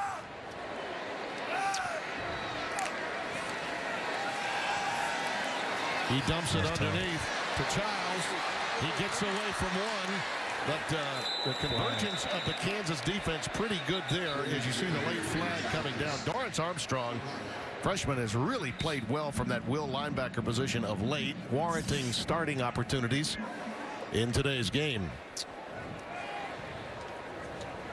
We'll get the call here from Reggie Smith after the conversation. Some of it with the Kansas coaching staff. Illegal block in the back. Offense, number 28. The penalty is declined. It's 4th down. James Washington, the guilty party for the block in the back that time. You know, I call it the element of recency. What you see, but last you tend to remember most. Just a while ago, he had 2 big plays that put him up additional score, but you got to eliminate those types of errors. If you know this team has got a long stretch coming up here significantly, Tim, where they've got some heavy lifting to do in the conference race, and they're going to need to be playing as cleanly as possible. Well, listen, they have, and this is the interesting aspect of Oklahoma State's scenario, all of the really tough ones, TCU, Baylor, Oklahoma, coming to them. Okay, coming to them. And timeout is going to be taken by Oklahoma State. Kansas has come with some pressure in this drive against Okie State. Lots of it.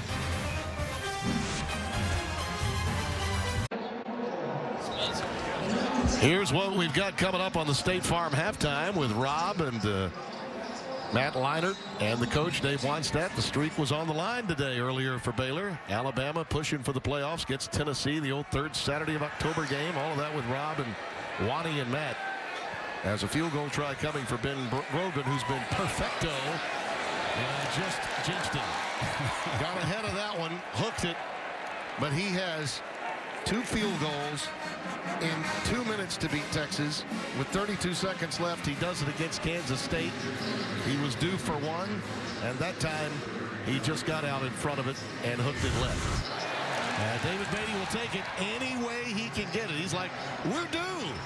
We're on the road and we're still in this thing. That's the mindset you got to have, and it began last week again when they played Tech to within 3. And Timmy, you can't blame them. Look, Michigan State is up 1 over Indiana, 21-20 right now. And again, I'm telling you, the landscape of college football, there's going to be opportunity for these guys to stay in it. This is the same Michigan State team that just upset one of the hottest teams in Michigan in the nation. With one of the most improbable finishes that you could possibly imagine in college football. Keon Kenner on the delay. Gets it out to the 33-yard line, and time winding down here in the first half on an incredible, surreal day in Stillwater, Oklahoma. Thoughts and prayers for so many. But these young men have been quite the elixir so far today. Let's get to Rob Stone in Los Angeles. Coach is fired up for halftime. We welcome you to the State Farm FS1 College Football Halftime Show. Coach, we're on live right now. Just yes, I'm with you. Difficult, I'm fired up. I can tell. Difficult day in Stillwater. The Cowboys showing no ill effects, comfortably in control at the break.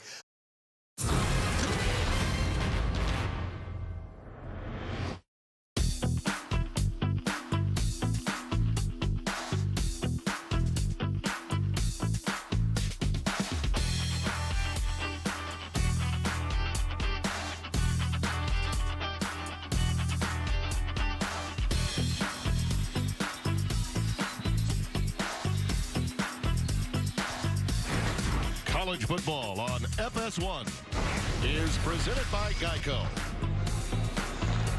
Our score here in Stillwater. Inside the Big 12 Conference, undefeated Oklahoma State ranked 14th, up 35-10 with Spencer Tillman, Tim Brando, and Emmanuel Agba has been as advertised in the first half, hasn't he? He seems to be with us always, doesn't he? If you're on the offensive side of the ball, that certainly is the case. And even when you try to pull an offside guard to try to defend him, he's in your back pocket. Brandon Banks here, number 62, tries to pull out. Again, the pressure's a little bit too much. Even in space, he's going to make a big guy who's expecting him to come to make him miss. And again, put pressure on the quarterback. Flip him around to the other side. A little J.J. Watt-esque movement. It's tough for him to make him outside. That's Larry Mazik who misses on the perimeter. And again, even when he has to play his assignment, he's still, because of the back-end support, able to play run support, but yet come and bring pressure. So whether you put him on the left or the right, or he plays the assignment, this guy's all over the place. He's special. Kansas will kick it away. To open the second half, Jeff Carr is back deep. And he goes with a pooch. They're looking for an onside pooch kick. That leads to a flag. Just an extra possession. That's what the Jayhawks were looking for. But unfortunately, it is not executed the way they'd like. I think it was there for them. It was there for the picking, but the kick itself not executed the way it needed to be. Yeah, and special teams plays or even the ones from scrimmage, it's all about execution, Timmy. And again, whether they pick it up or not, the bottom line is the ball has to travel a certain distance. And Coach Beatty, if anything, is going to be frustrated because the opportunity was there to be had. There are 2 fouls on the play. Free kick out of bounds by the kicking team. That's a 5-yard penalty from the out-of-bounds spot. After the play, delay of game, sideline interference by Kansas. That 15-yard penalty will be enforced at the dead ball spot. First down. Yeah, Reggie got the direction straight, didn't he? He did. Yeah, that way. That's what I meant. Yeah. Well, it's rarely called anymore, but again, it's a point of emphasis. And Mike Pereira told us earlier in the year that they're going to be patrolling those sidelines to make sure those coaches, number one, are on the field and within that little boundary, that whited off area. You know, I really, your thoughts, do you mind that kind of decision by Beatty to open look the where second he is. half? He's out in the field. I mean, again, I love Coach. I mean, he's a great guy. You know, I'm just talking about the decision to go with that kick. Oh, the kick. Open. And listen, look, on the road, why not? Why not try to steal an opportunity? I'm with you there. You know, I don't have a problem with that decision. I mean, clearly it was there. It just wasn't executed. Chris Carson, who very effective in the first half. Committee of backs for Oklahoma State. They really did want to try to improve this aspect of their game before hitting the meat of their schedule. And there's another example on the first down play, carrying it ahead for a gain of 7 on first down as Ogletree makes the stop. It's really about can they tackle in space? As we look at the first half stats, you can see the rushing OSU at 68, getting closer to what their mean number is. Wide open, the Cowboy back, Blake Jerwin. How'd you like to have that position, right? What position do you play? You know, you go out to the homecoming dance and that young lady says to you, what position do you play? Says, I'm the Cowboy back for the Cowboys. We got a flag down. Personal foul. Hands to the face. Defense, number 96. Half the distance to the goal from the end of the run. First down. Boy, it's just getting worse for Kansas to open this half. Daniel Wise guilty there, and that will mark the ball all the way inside the 10, which usually signals the entrance of J.W. Walsh, and here he comes. Yeah, but that total yardage number right there indicative of just how dominant OSU has been in this game. And again, far under where they want to be in the rushing department, which was a point of emphasis. They've only got 68, averaging 137 coming in. Coach Gundy telling us he wants 150 minimum. Raymond Taylor, number 30, is in the backfield. Carr on the fake. It's Walsh right up the gut again. Touchdown. And the read was a thing of beauty by J.W., and they had all kinds of motion working with both Taylor and Carr as he read, hold on to it, and his third rushing touchdown today, 6th on the season. Sometimes the end zone read play is not the inside type of read that's clean, but again, the quarterback, that's the reason why he's in there, is able to discern the difference and then pull it out and take it in himself. It's a tremendous job by Walsh. Rogan, who did miss a field goal try for the first time today, tacks on the extra point. There's the read. Yeah. Pull it out. Tell you, when he reads, it's better than the summer reading program. A lot more productive.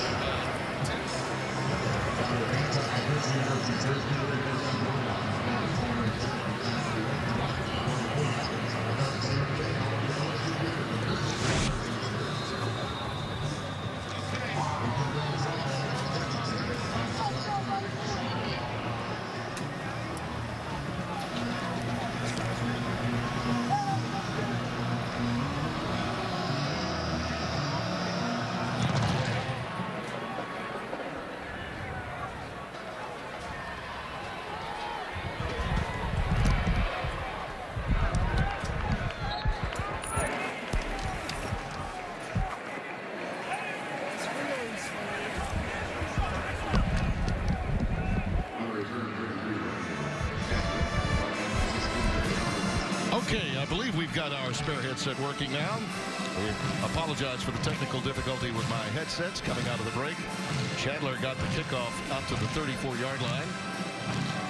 Not quite a minute gone by, and after a failed attempt at an onside pooch kick and a couple of penalties, Oklahoma State once again got into the end zone courtesy J.W. Walsh. And a quick pitch to DeAndre Mann, and he's stopped behind the line of scrimmage at the 30-yard line. Nice job of the Oklahoma State defense swarming to the ball, trying to continue that aggression that defined the first half with Mann, who started off as a flag on the play. But again, this Oklahoma State front really showing you the aggression that was consistent in the first half. Offense number 78, 15-yard penalty. Repeat first down. Boy, that's the second time Mazik's been hit. He was involved in a chop block situation earlier in the game. You know, just as Kansas tries to get a little bit of momentum, and I thought they did the latter stages of the second quarter, it was a good idea to open the third with the pooch, but they don't execute it properly. And now they back up on their opening series after yielding a touchdown here in the third. Watch Oklahoma State running to a pressure look right here, trying to create a single safety alignment that's going to create more pressure for the quarterback. He's trying to check out of it, but it's coming again. Got to deal with this pressure. Pressure again from Agba, and it leads to an interception. Picked off by Seth Jacobs. The outside linebacker, redshirt senior. And Agba began it all. So this one coming a mile away, Timmy. Agba coming from that right side. And again, why they covered themselves or how they did it, he's going to come from the outside here. It was the safety that was rolling back in this position that added integrity to the front. You got him open up on an island, does a tremendous job of just ripping technique and getting around him to get to the quarterback, the errant pass, and of course the subsequent interception. Tremendous job by 38. He helps this team become better than a good team. Rough going for Willis, 6 of 19 now, 123 yards, but an interception. And the conversation with his head coach along the sidelines, Rob Likens, his offensive coordinator, up in the booth. And that conversation is probably more about recognition than anything else, because it was not well disguised necessarily. They rolled to it in time enough for him to recognize where the pressure was most likely to come from. Play fake, McCluskey. He's got it inside the 10. Tevin Shaw drags him down.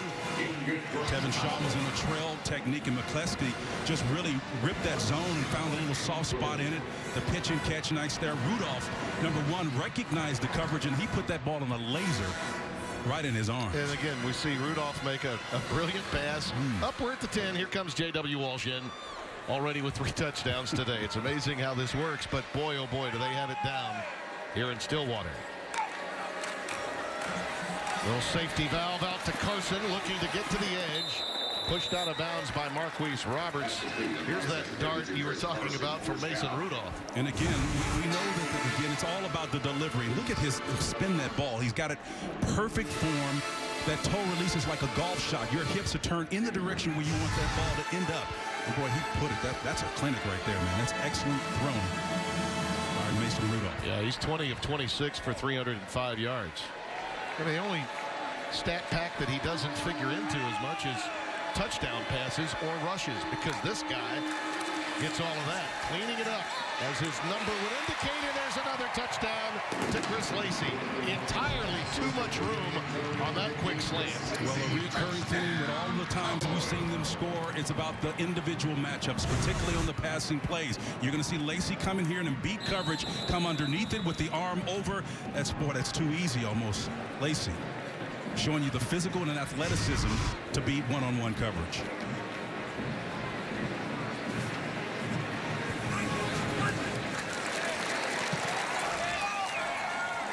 Walsh in the air, 2 of 2, 10 yards, touchdown. 5 rushes, 9 yards, 3 touchdowns. That's a total of 19 yards, but 4 scores. Thank you very much. Seth Jacobs began it with the interception off the Agba pressure, and Kansas left going, oh, Agba again.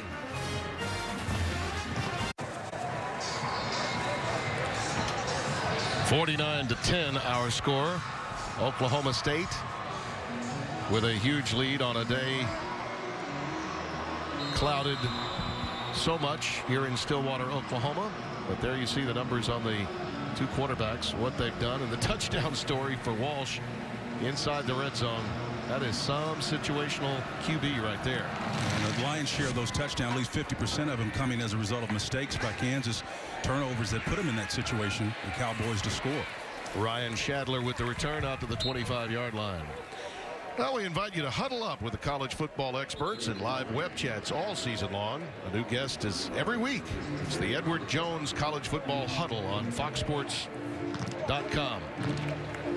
Our friends Stuart Mandel and Bruce Feldman, 2 of the outstanding insiders in all of college football, spend a lot of time there.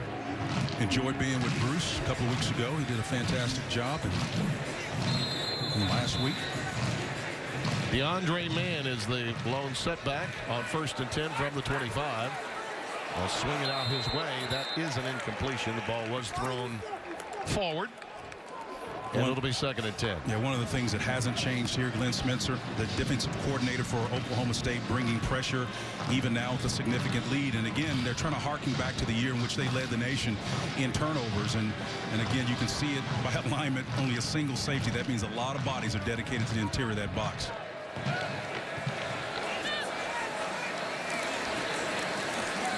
Taylor, the tight end, you got to catch those. I mean, you got to catch those. It's there. That's a good 8-9 yard positive gain. Might have been thrown a little behind him. I mean, a little behind him, but you got to catch these. Yeah, the problem is you got pressure in your face, Timmy. And again, you got to catch it from the man-on-man perspective from the receiver, but the quarterback has got to be able to see those windows from those rushing ends. It's tough. This is a tough group. There's a reason why they lead the nation in most of the significant pressure categories that exist. Emmanuel Ogbah and company being opposite of him, that's a nice tandem. 3rd down and 10. Pressure again. Willis trying to keep the play alive for Parmalee. That's a beautiful play by the freshman. Boy, you talk about patience, and I like the body language coming from number 13 after that play. Tim, you know what was beautiful about that play? Not only did he create and extend the play, but this is the throw he tried to attempt from the opposite direction last week, and it was intercepted. He gauged the distance of the safety from the corner and found enough space, but he put enough on the ball to drop a dime in there. 27-yard gain. DeAndre Mann burrows ahead to the 46. Parmalee, by the way, with 4 catches, 84 yards today, so they're happy to have him back. He was not available for the Baylor game 2 weeks ago, and I think we've got an injured Jayhawk. It's Mazik, who's been banged up quite a bit. Yeah, Larry Mazik, number 78, got worked over a little bit earlier. Ogbah's been misusing pretty much everybody, but he's down now, and they can't afford to lose him.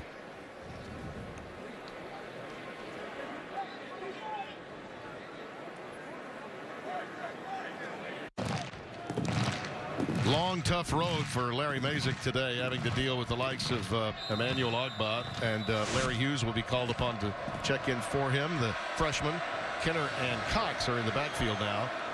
On 2nd and 8 for Kansas. Mix up on that pass pattern, and the route being run by Sims, who seemingly pulled up, and his quarterback thought he was going to be streaking down the sidelines. Well, again, I think Hughes came in and did a nice job on the outside. I'm curious as to when Spencer will take advantage of the young freshman. Hughes, 73 out there. He's a big cat, 6'7", 281 from Carrollton, Texas. But again, the first thing you want to do is take advantage of that weakness, because Larry Mazik, a senior, acquitted himself extremely well. But now with him out of the game, let's see if they work on him on that right side. Meanwhile, Trace Clark, number 90, was in the face of Ryan Willis on that play. 3rd and 8. Nice blitz. Long blitz. Turns into a beautiful tackle for loss for Chad Widener, doesn't it? The perfect blitz call against a run up the middle. Well, the run blitz, when it's coming, man, it can be really nasty. You can come from here and from depth as well, Tim. When you've got it, you've got a one-man advantage. It is coming from depth. That's the difference, because if you don't see it at the line of scrimmage before the play is snapped, chances are if it's play action, you're turning your back away from the line of scrimmage, you're not going to be aware of the fact that pressure's coming. Wyman to boot it away. Low trajectory, and off the bounce, here's McCleskey's got room to work with. Tripped up, pretty good closing speed defensively. That looked to be Colin Spencer, 26, that got down there to undercut him. 36-yard punt, 12-yard return. Well, the best of the Big 12 coming up. How about these tests? Wow. Now, note this with Oklahoma State. In front of their competition, no ATs. AT means a lot when you look at the month of November. Don't make a difference. I'm telling you, man, everybody's wide open these days, and either one of these teams, whether it's Baylor, TCU, OSU, obviously there's going to be a home cooking advantage there for the Oklahoma State Cowboys, but you're able to silence a crowd really quickly if you can score. So any one of those spread teams could be in a good situation down the stretch. You know, I'm talking with Mike Gundy yesterday. I got the feeling he loves being a little bit under the radar. I mean, I get that feeling. Chris Carson carries it up ahead to the 29-yard line. Negligible gain. Dorrance Armstrong made the stop. And I think one of the things we've not talked about is just how advantageous being able to win the way that they have won. Oh, yeah. In close games down the stretch. Right. That's going to help the character development of this team as well. Other than TCU winning the way they did against Texas Tech, I mean, other than that, both the Horned Frogs and the Bears have gone into most of the late stages of their games, you know, with the shoulder pads of the starters off. Lacey's on the receiving end for a first down for Oklahoma State. Let's get to Jenny Taft in the game break in Los Angeles. Tim, appreciate it. Number 17, Oklahoma hosting Texas Tech, and Baker Mayfield connects with Mark Andrews, 13 yards for the touchdown. Maybe a little extra excitement for Mayfield because he is facing his former team. The Sooners up 35-17 over the Red Raiders. Tim? Yeah, he put on a show for us when we were there a few weeks back, Jenny. Thank you. And he went from Texas Tech to the intramural softball team and walked on in Oklahoma just nicely, didn't he? And here's J.W. Walsh calling his own number again. And is out to midfield. We'll call it the 49-yard line of Kansas. Yeah, there's a lot going on in that Oklahoma-Texas Tech matchup with Lincoln Riley. They're coordinated Oklahoma, have some roots there in the Texas Tech area. And, of course, the former quarterback at Texas Tech, Baker Mayfield.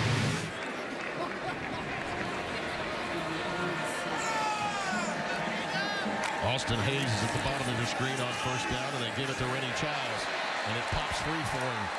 Gets it inside the 40 for another first down to the 37 of KU. Yeah, Rennie Childs really showing some patience on that play. Again, the patience to kind of wait on it and let it develop exactly what you want to do. You got the big hogs up front blocking for you. Brad Lundblade and all of those guys clearing the path for him. So he shows the patience to pay it off. Nice piece of running there. Raymond Taylor is coming to the game. They play fake it to him and quick out to Austin Hayes. Oklahoma State now with over 100 yards rushing on the day. That's 105, which is exactly what the doctor ordered for this team as they try to get their offensive line in gear. It's been a bit of a patchwork front, but they're beginning to stabilize and run downhill enough to make their head coach happy. You're talking about body language. Kansas has really got to watch it right now. Michael Vlasic and all those guys on the back end have got to step up. Those shoulders rolling forward a little bit right now. Off the gut goes Raymond Taylor. And you can see the fresh bodies. That's right. Third, fourth running back options coming into the game, and it is taking its toll on Kansas, isn't it? And you can see it, Joe Deneen there, number 29. You know, he's going to make that tackle if you're in the middle of this game and he's at full speed. His mind is focused, but you start to miss those types of tackles that are routine when you start to lose your momentum and your encouragement. In the midst of this game, playing with one arm in essence. Yeah, he's got that club on that left arm. Carson stopped with a marker down at about the 20-yard line. He was nailed at the 25, so a loss on the play. That is some big cast. I had one of those on when I was about 1.5 years, and it turned me into a left-hander. Personal foul, chop block, offense, number 73 and 74. 15-yard penalty. Repeat first down. Saleko and Michael Wilson, the guard and tackle on the left side. That's only the second Oklahoma State penalty of the day. Yeah, they playing extremely clean up front on the offensive line, has Oklahoma State. And Saleko, number 73, he's one of the leaders up there. He's a junior out of Huntsville, Alabama. A reminder, Utah USC tonight on Fox. Us and Joel will have it with Molly McGrath on the post pattern. Touchdown.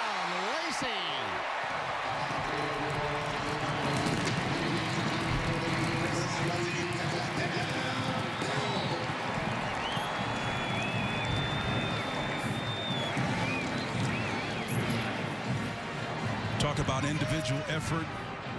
Lacey turning the corner around. You can see him again working. They've worn this out. They had a kind of a similar route early, but he beats an individual single high safety that goes on the corner route. That's just beating and recognizing the coverage in real time. That's an excellent job of recognition by the receiver and not just the quarterback, because that was a single high safety look, Tim. J.W. Walsh, 5 touchdowns, 2 via the air.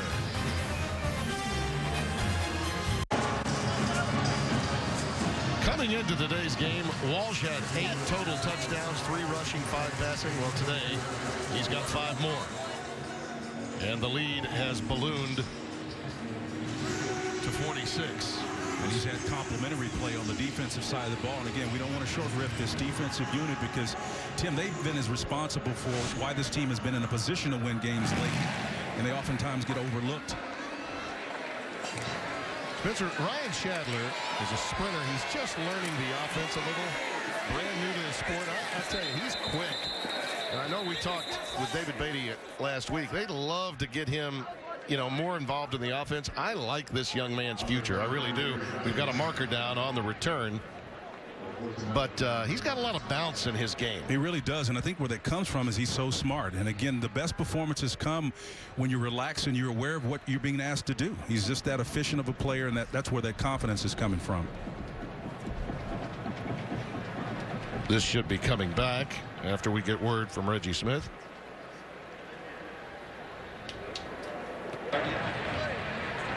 There are 2 fouls on the play during the return. Holding receiving team number 30. The penalty is declined. Also during the return, holding receiving team number 34. 10-yard penalty from the spot of the foul. First down. Well, a reminder, the World Series begins on Tuesday as Daniel Murphy and the Amazing Mets in Kansas City to take on the Royals. Their second consecutive fall classic. Coverage of the game begins at 7:30 Eastern on Fox with special extended pregame coverage beginning at 7 Eastern time on FS1. Wish Ned Yost all the best. He was a coach for Bobby Cox some 20 years ago when they were winning the World Series for John Sherholtz, who had come over from Kansas City. Trey Parmalee on the receiving end of this pass. Takes it beyond the 35-yard line before being ushered out at the 36. Morrow didn't beat on that one. Again, it's about finding those open spaces and then making the defensive play pay for playing man coverage on you. Parmalee 5 catches for 105 yards today. Taylor Cox now in the backfield on first down for Kansas. Another pressure look. And look at that reaction up front. Boy, are they quick. I mean, absolutely jet quick as they're going deep. That was Jordan Brelford that came in, the defensive tackle 94, just absolutely shut that one down. I'm going to go old school on you. That was a Leslie O'Neal play, you know. Well, it really was. He's got the record with 16. They do have the throwback sacks. unis on today. Yeah, they do. Looks like the ones they had on in '86 when I was here to watch Mike Gundy play quarterback. Pass is overthrown at the 35-yard line. Steven Sims was the intended receiver. Think about that team Pat Jones had. Thurman Thomas was starting. Barry Sanders was a freshman before he won the Heisman in '88. Think about that. They were loaded. Hartley Dykes was at wide receiver. And Hartley's one of those kind of wide receivers is way before his time. Yeah. He could play right now in any spread formation. He was huge. He was Des Bryant before Des Bryant. Yes, he was. 3rd and 12 for Kansas. Hit formation up to the top. Let's see what they do versus a 3-man front. This is a passing opportunity. Markers down on the curl, complete to Darius Crowley, and he gets away. I thought he stepped out. He did around the 34-yard line of Oklahoma State, but again, we do have a flag down. It's a shame that this one could come back, Tim. Illegal formation offense. Number 74 was lined up in the backfield. Boy, 5-yard penalty. Repeat 3rd down. Penalties really have been a problem for Beatty today. You know, Claude McCauley's got to understand where he is relative. When you put a guy on the line of scrimmage, you've got to understand exactly where you are. If you're back and you're a little bit too far off the ball, you got to be careful. Look where his heels are, Timmy. And he's in the backfield, so you got to be on the line of scrimmage, particularly if you've got two or twins to look up top. Well, in spread teams especially, they get the attention of that with the formation, don't they? Yeah, they really do. They really do. You got to watch it again. He's still a little bit off. 9 penalties for 92 yards against Kansas. Willis rolling and hoping and wishing and finding the sidelines. That's when you got these defensive ends, and now it's Brelford 94 coming after him rather than Agba. You're just looking to find a break somewhere. Big number 90 Trace Clark was in on that one. I think you just coined a new technique, the roll and hope. It's kind of like the rope-a-dope, right? The roll and hope. That's exactly what happened on that play. Matthew Wyman will boot it away with Jalen McCleskey, the freshman from Covington, Louisiana, back deep. Young man can fly. He's backpedaling for this one. Not much he could do with that. That was a whale of a boot by Wyman, and good work by Colin Spencer to make the tackle. A 58-yard boot. Now, Colin's still showing he's got his nose in the game there. Aggressive tackle on special teams, and that's what you're looking for as a coach, because you know the form doesn't lie. Stay engaged, Timmy.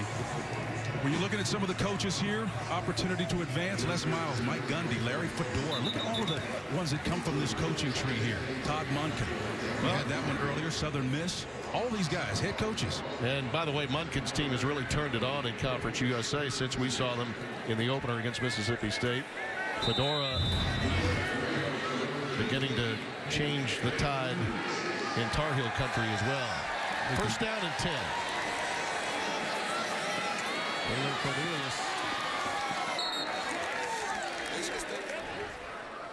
That pass was reeled in. Raymond Taylor on the receiving end.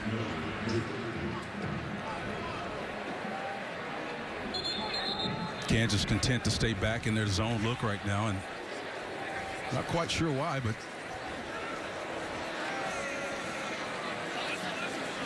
so Cornelius, redshirt freshman from Bushland, Texas, is getting some playing time now. 6'6", 190-pounder. Young man, highly thought of. They all are when they come to a place like Oklahoma State. That one airmailed, intended for McCleskey up at the 25-yard line. Great job of defending there in that play. Tevin Shaw coming up and filling from his safety position, and as a nickel back, putting pressure on. We've got a new quarterback, Taylor Cornelius. Yeah. Young man, as I mentioned, from Bushland, Texas. A prolific passing pocket quarterback. He has Jeff Carr in the backfield with him now. 3rd down and 7, and clearly Oklahoma State emptying their offensive bucket and letting just about everybody into the game. 3 deep now, quarterback, and here goes the 6'6" rangy QB, and the freshman gets it out for a first down. Marquise Roberts makes the tackle. Kansas tried to get pressure on him on the outside, but again, Cornelius got away from it, and Marquise Roberts saved the play. Otherwise, it could have broken for additional yardage. Out to the 28-yard line for the first down. Well, look at that. First downs to rushing yards for Kansas. Pretty much says it all. Carr runs into... That's gang tackle effort there, King and company. Boy, I tell you, Corey King and several other Jayhawks really showing how they're able to flow and read and react to that play. Arnick and others at the point of attack. That's great defense.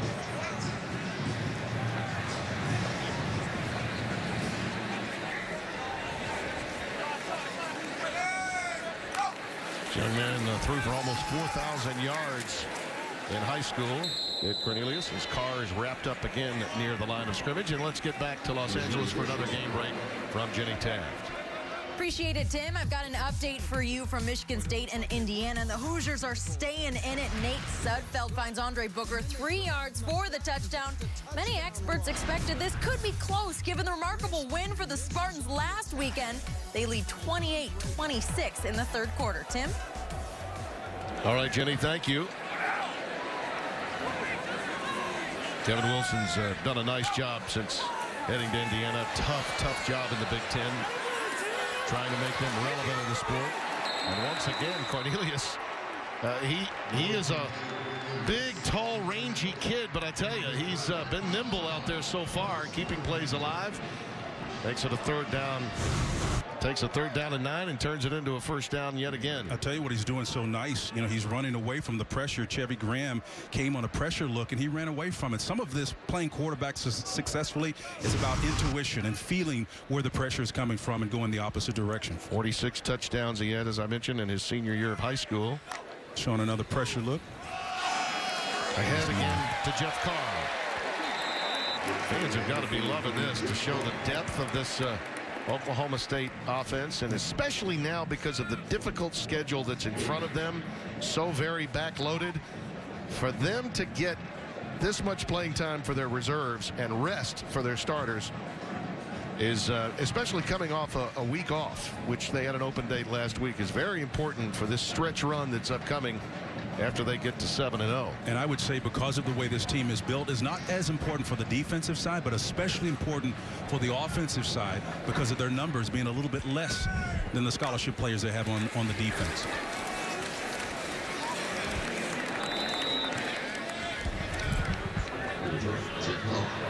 Carr gets it ahead again. This is a very athletic family that Cornelius comes from. Josh Davis, a cousin of his, a 76 Olympic gold medalist in swimming. Another cousin, a defensive end, drafted by the Jacksonville Jaguars. Young man has a prolific future in front of him. Carr stopped back at the 45-yard line. Kordiarnik and company really does a nice job of playing with leverage on that play, and King involved in it as well. Playing assignment football on that particular play. That's a nice job of Kansas keeping their nose in the mix. 4th down coming up. And a punt formation. Zach Seiner coming out with Parmalee back deep. I think Carr's going to be a pretty nice, little exciting running back for them as a freshman, you know, because of the injury situation they had early. He actually got a start, got significant playing time, but got to keep his eye peeled on him. He's going to be able to help this team out a great deal.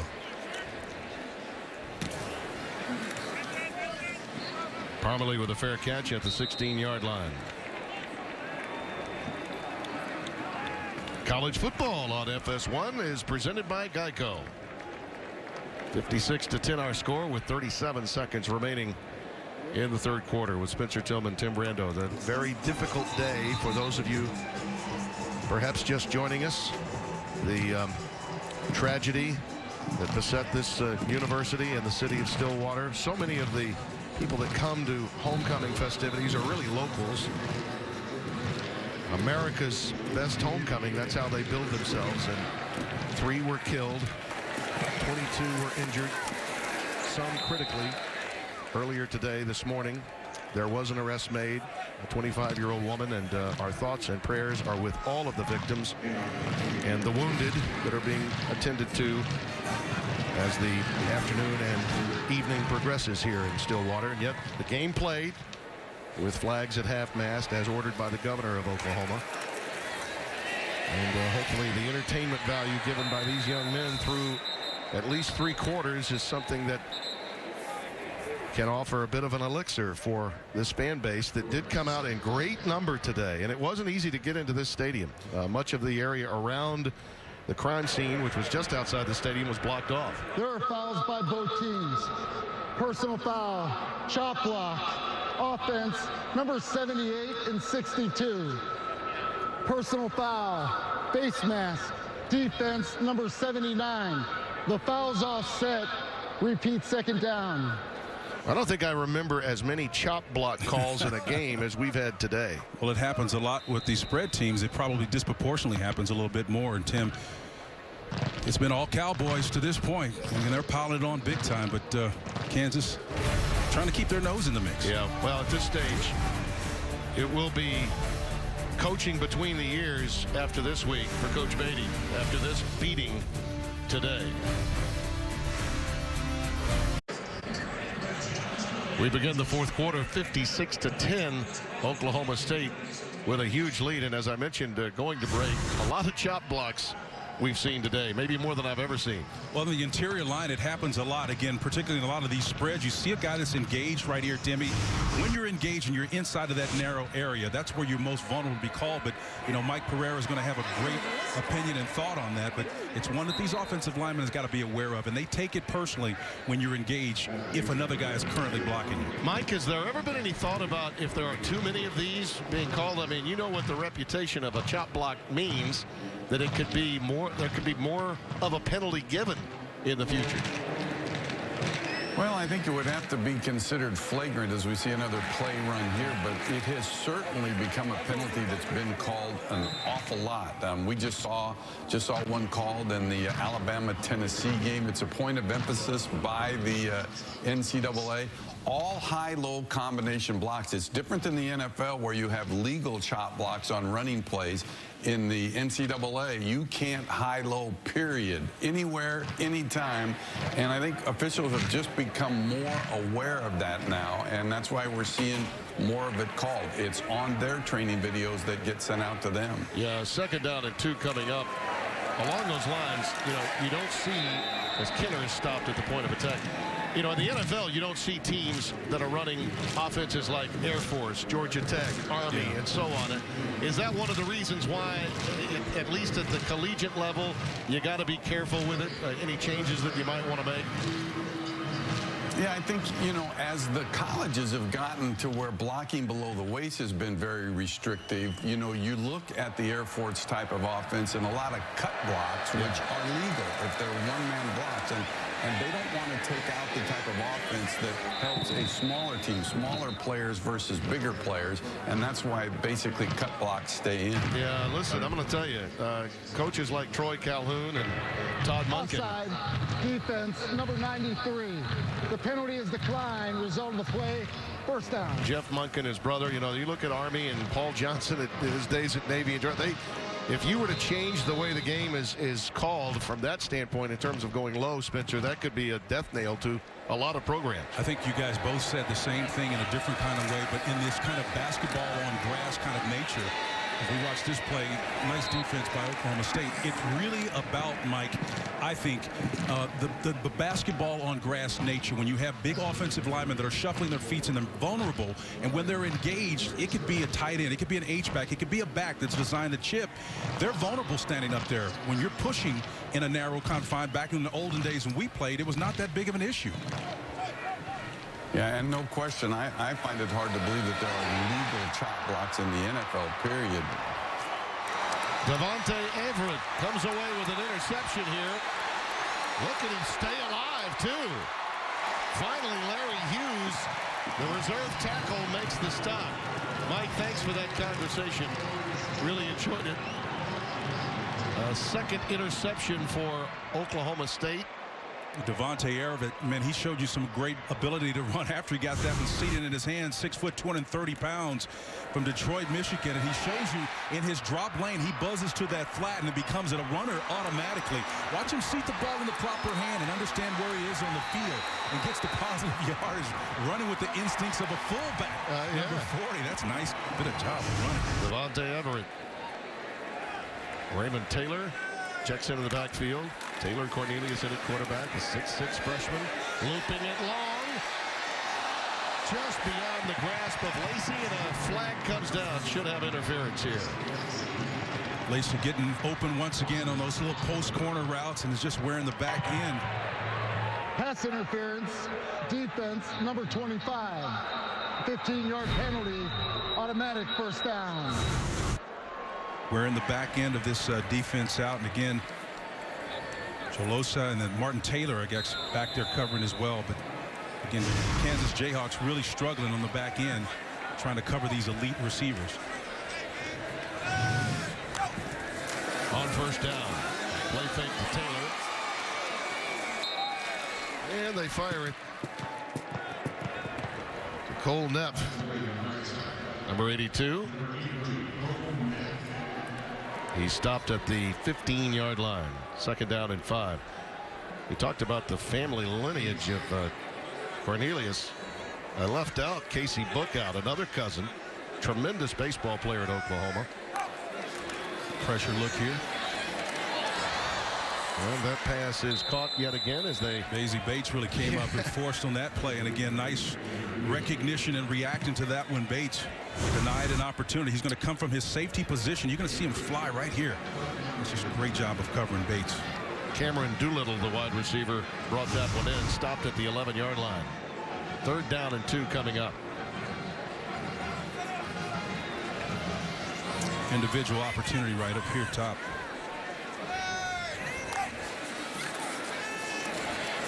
On the slant, intended for Lacey, incomplete. Ogletree again was with him. Yeah, clearly they're trying to isolate him. Ogletree did a nice job of really putting himself in between the ball and the intended receiver. that hadn't been the case. That's the reason why they've gone so frequently on that post corner route. When you get down here in the red zone, everything gets constricted, so you got to be a lot cleaner. And from the quarterback standpoint, you got to be able to recognize it a lot sooner. Reserve field goal kicker Matt Huckett, young man from Norman, Oklahoma, played at Norman High School. Boots one, and he is off this time as he hooked his just a bit left of the uprights. Timeout.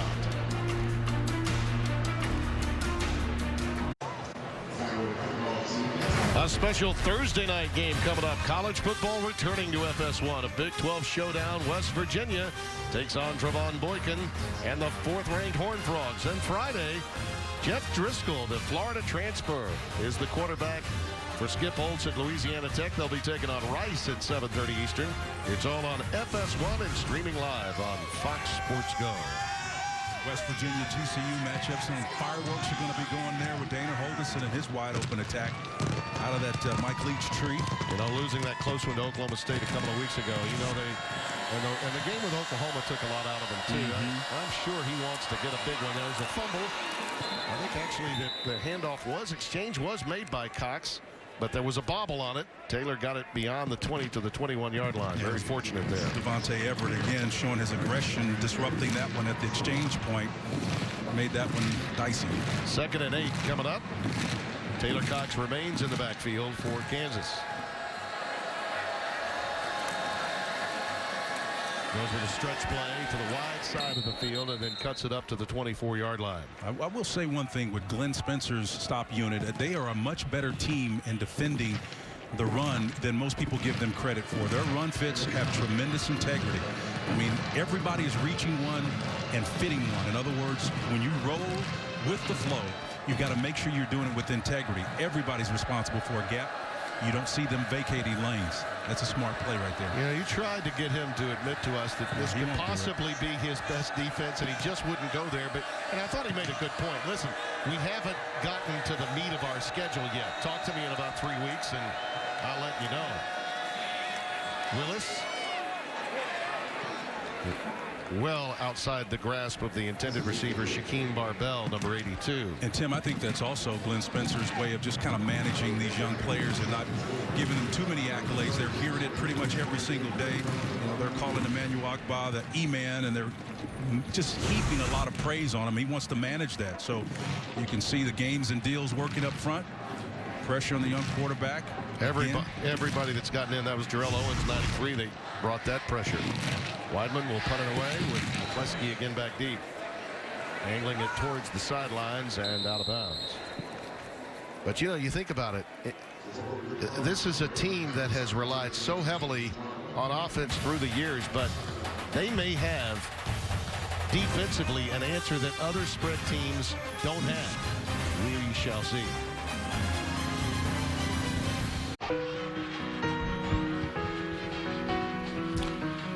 Earlier today on this homecoming, 33 turned into 34 injured, 3 dead, some critically injured. Mike Gunday and his team, with a very difficult task, had to come out and play a game, try to remain focused while at the very same time going through so much emotionally. One can only consider the potential of what that must have been like for them today. But a program, sadly, in many respects, Spencer, that does have a sense of protocol that maybe others don't, given the incredible tragedies that they've had. You know, you go all the way back to the bombings in Oklahoma City in '95, over a 20-year span. Fast forward to 2001, the basketball team leaving Colorado, and then the women's team and coach perishing prior to a huge game against Iowa State back in 2011 on the road. Friends, people that were neighbors of not only the players of those teams, but in fact Coach Gundy and extended family all passing away in very tragic fashion. And today just an unthinkable act leading to the loss of life on homecoming. I must tell you, what the postscript is going to be incredible. Yeah, what went through my mind immediately was the fact that the memorial building, and there's so many people here in the Oklahoma City area, the Stillwater area, that understand how poignant that moment was. And the presence of the military all around as you and I made our way from our hotel this morning, it gave you shades of some of those tragic moments in the minutes after that tragedy. Back to football with the ball at the 47-yard line. Cornelius remains in at quarterback. Hands it off to Jeff Carr. Talk about patience, Spencer. He was very patient there and waited for the opening and got it inside the 40. That's a nice piece of running by the freshman from Temple, Texas. Yeah, that was one of the things I talked about. A lot of great runners that have come out of Temple area over the years in the high school level. And this is the latest of them. The thing I like about him when he had this one starting opportunity was his patience and then the speed when he needed it too. Most young running backs don't have that judiciousness about the way that they operate. They're either getting into a hurry too fast or they're not able to read. So this guy early in his career has a balance of both. Nice little pump fake by Cornelius. Pressure now coming, and he's sacked back at the 49 by Ogbegbar, 31, freshman from McKinney, Texas. Anthony Olibia and company, all of those guys back there chasing and running, trying to get pressure on him. So a loss of 10 makes it 2nd down and 20 coming up. Oklahoma State content just to kind of get up and run a play and bleed this clock out. I mentioned Cornelius's background. He had big numbers, but he played at a very small school, 2A in Texas. You know, that's what they do here at Oklahoma State. They develop players. Not necessarily the 5-stars get here. But he's big, he's tall, and he's got extreme potential. Raymond Taylor has stopped at the line of scrimmage, essentially. And you know, you look back through the years, and granted, they've had some incredible talent here at Oklahoma State, but by and large, this has been a blue-collar program in the kind of athlete they recruit and the development they get from Mike Gundy and his staff. Yeah, Mike is really so gifted in his leadership and his approach, and his philosophy is not unlike several other coaches around the country. They recruit and say, hey, look, you're going to come here, maybe you're 2, maybe you're a 1-star athlete, but we're going to coach you up to the point when you leave here. You may come as a 1, but you're going to leave as a 4 or possibly a 5. And that's really been his secret for him. He's trained and developed young men. The delay to Taylor. And he stopped at the 41-yard line. Forward progress will give him that. How fun was it to see his son Gunnar, 8th grader, are you coming to our conversation when we met with him yesterday? And by the way, he gave him an oral test right in front of us. That's pressure, by the way. It was pressure, and he gave him, say, what do you do when we're going with the high safety and the cover 1 look? We went to quarters coverage, and I guarantee you, he nailed every one of those answers. He did. Even on the ones that can be a little bit confusing, he didn't hesitate, man. He says, if we've got quarter coverage, I'm looking for the best matchup, or I'm going to the middle of the field. And that's exactly what you're looking for. Son is an 8th grader and playing quarterback, middle school. And not the biggest kid, but he's got something on his side that I especially love. What's that? He's a lefty. Oh, get out of here. As I said, you never call a right-hander crafty. Yeah, but you know, lefties are. You guys spin the ball the opposite direction, and it's a nightmare trying to catch it. That's the only problem. Yeah. You know, he's a sharp kid, and I really believe that when you have a coach and you're the son of a coach, he gets a chance to see so many different types of personalities. In fact, he said, Mike Gundy, that being a coach and a parent is not dissimilar. In fact, he's learned a great deal from what happens on the field. Yeah, that conversation in so many ways, now that I think about the events of this morning, was somewhat eerie, wasn't it? Yeah, it really was, because we talked about philosophy a great deal with him after visiting with Mike Yursich, his offensive coordinator, and Glenn Spencer, his defensive coordinator.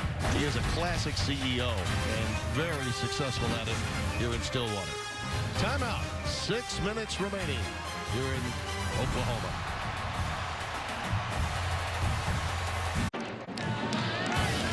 College football on FS1 is presented by Geico. Tim Brando, Spencer Tillman here at T. Boone Pickens Stadium, Stillwater, Oklahoma.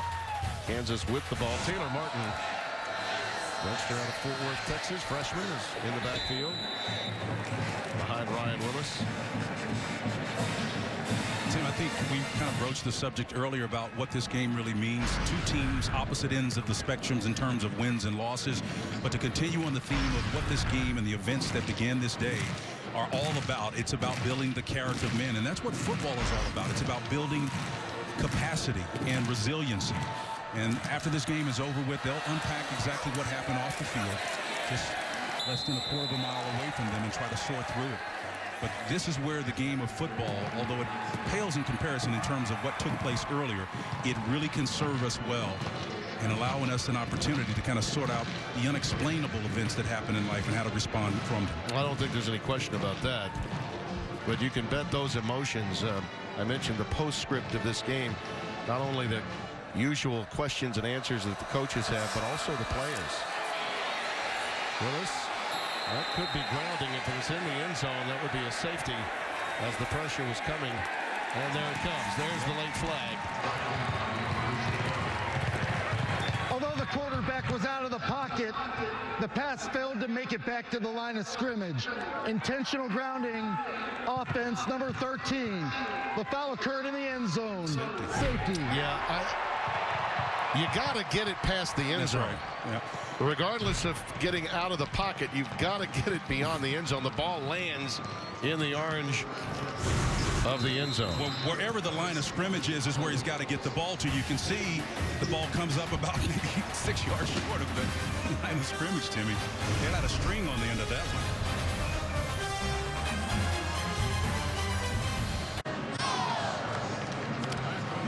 After the safety, the score now 58-10. This is the largest margin, should it hold up, of victory in the history of this series. 70-28 was the widest up until now, back in 2011. And of course, that was an Oklahoma State team that very nearly, and some still believe, should have played in the BCS National Championship. Alabama got the rematch against LSU that year and won, as people recall. J.J. McCleskey back deep, takes it at his 15-yard line.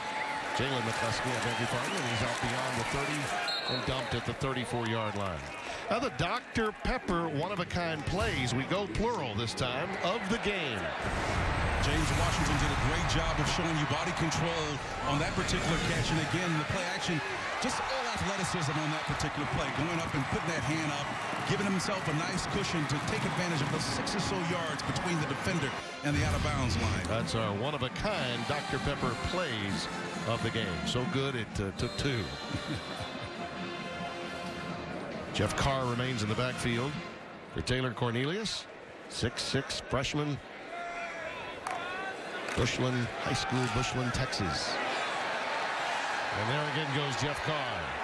Got a first down right at the sticks at the 45-yard line. Derek Neal, who a young man from Dallas Lincoln High, has been playing wide receiver. They shifted him over to safety, well, corner really, when Brandon Stewart was hurt. He had a big forced fumble, you might recall, in the Texas Tech game that gave them life at the end, and that big tackle and also a turnover really caught the attention of Clint Bowen and the defensive coordinator, as well as head coach David Beatty. And this young man looks like he's going to be a defender for the short term.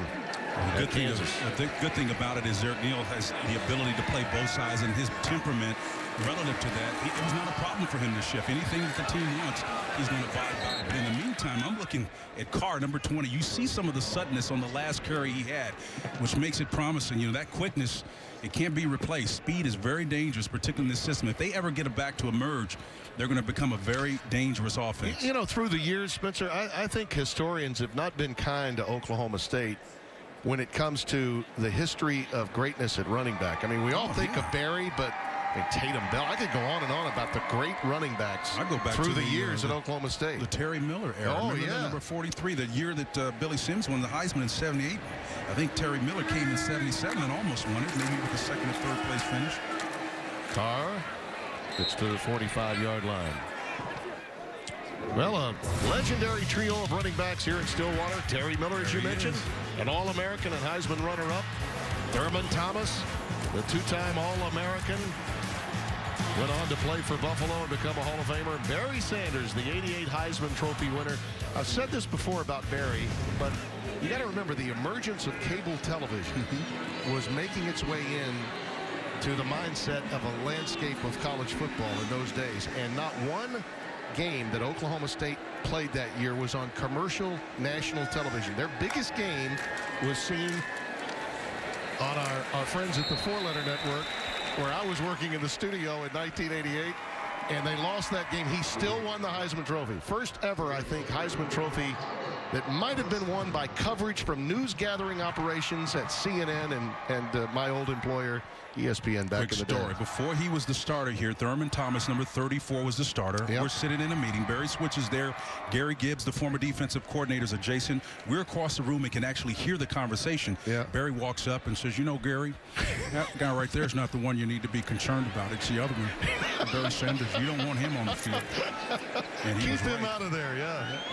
But I think that's the first Heisman Trophy that was won without a player being nationally exposed on a commercial network. I really believe that. Jeff Carr head for a yard. Let's get to Jenny Taft and this game break in Los Angeles.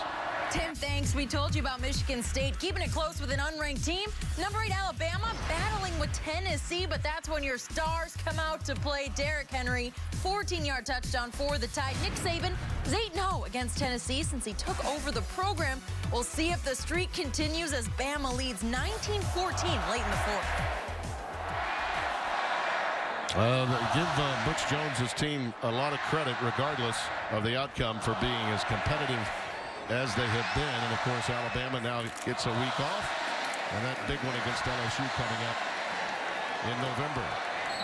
That's Corey Bennett, number 27, getting to tote it here for the Cowboys. He gets it to the 31-yard line.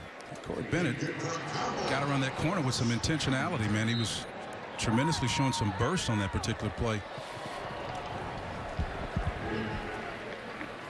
It'll be very interesting to see in the landscape of college football what transpires with all of that balance at the top of some of the power leagues like the Pac-12 and the SEC, and the potential of unbeatens coming from the ACC and the Big 12. I mean, that exists at really this stage. And I think kind of an underlying story there is how LSU and Alabama now emerging, getting back in the mix of things if they can hang on here.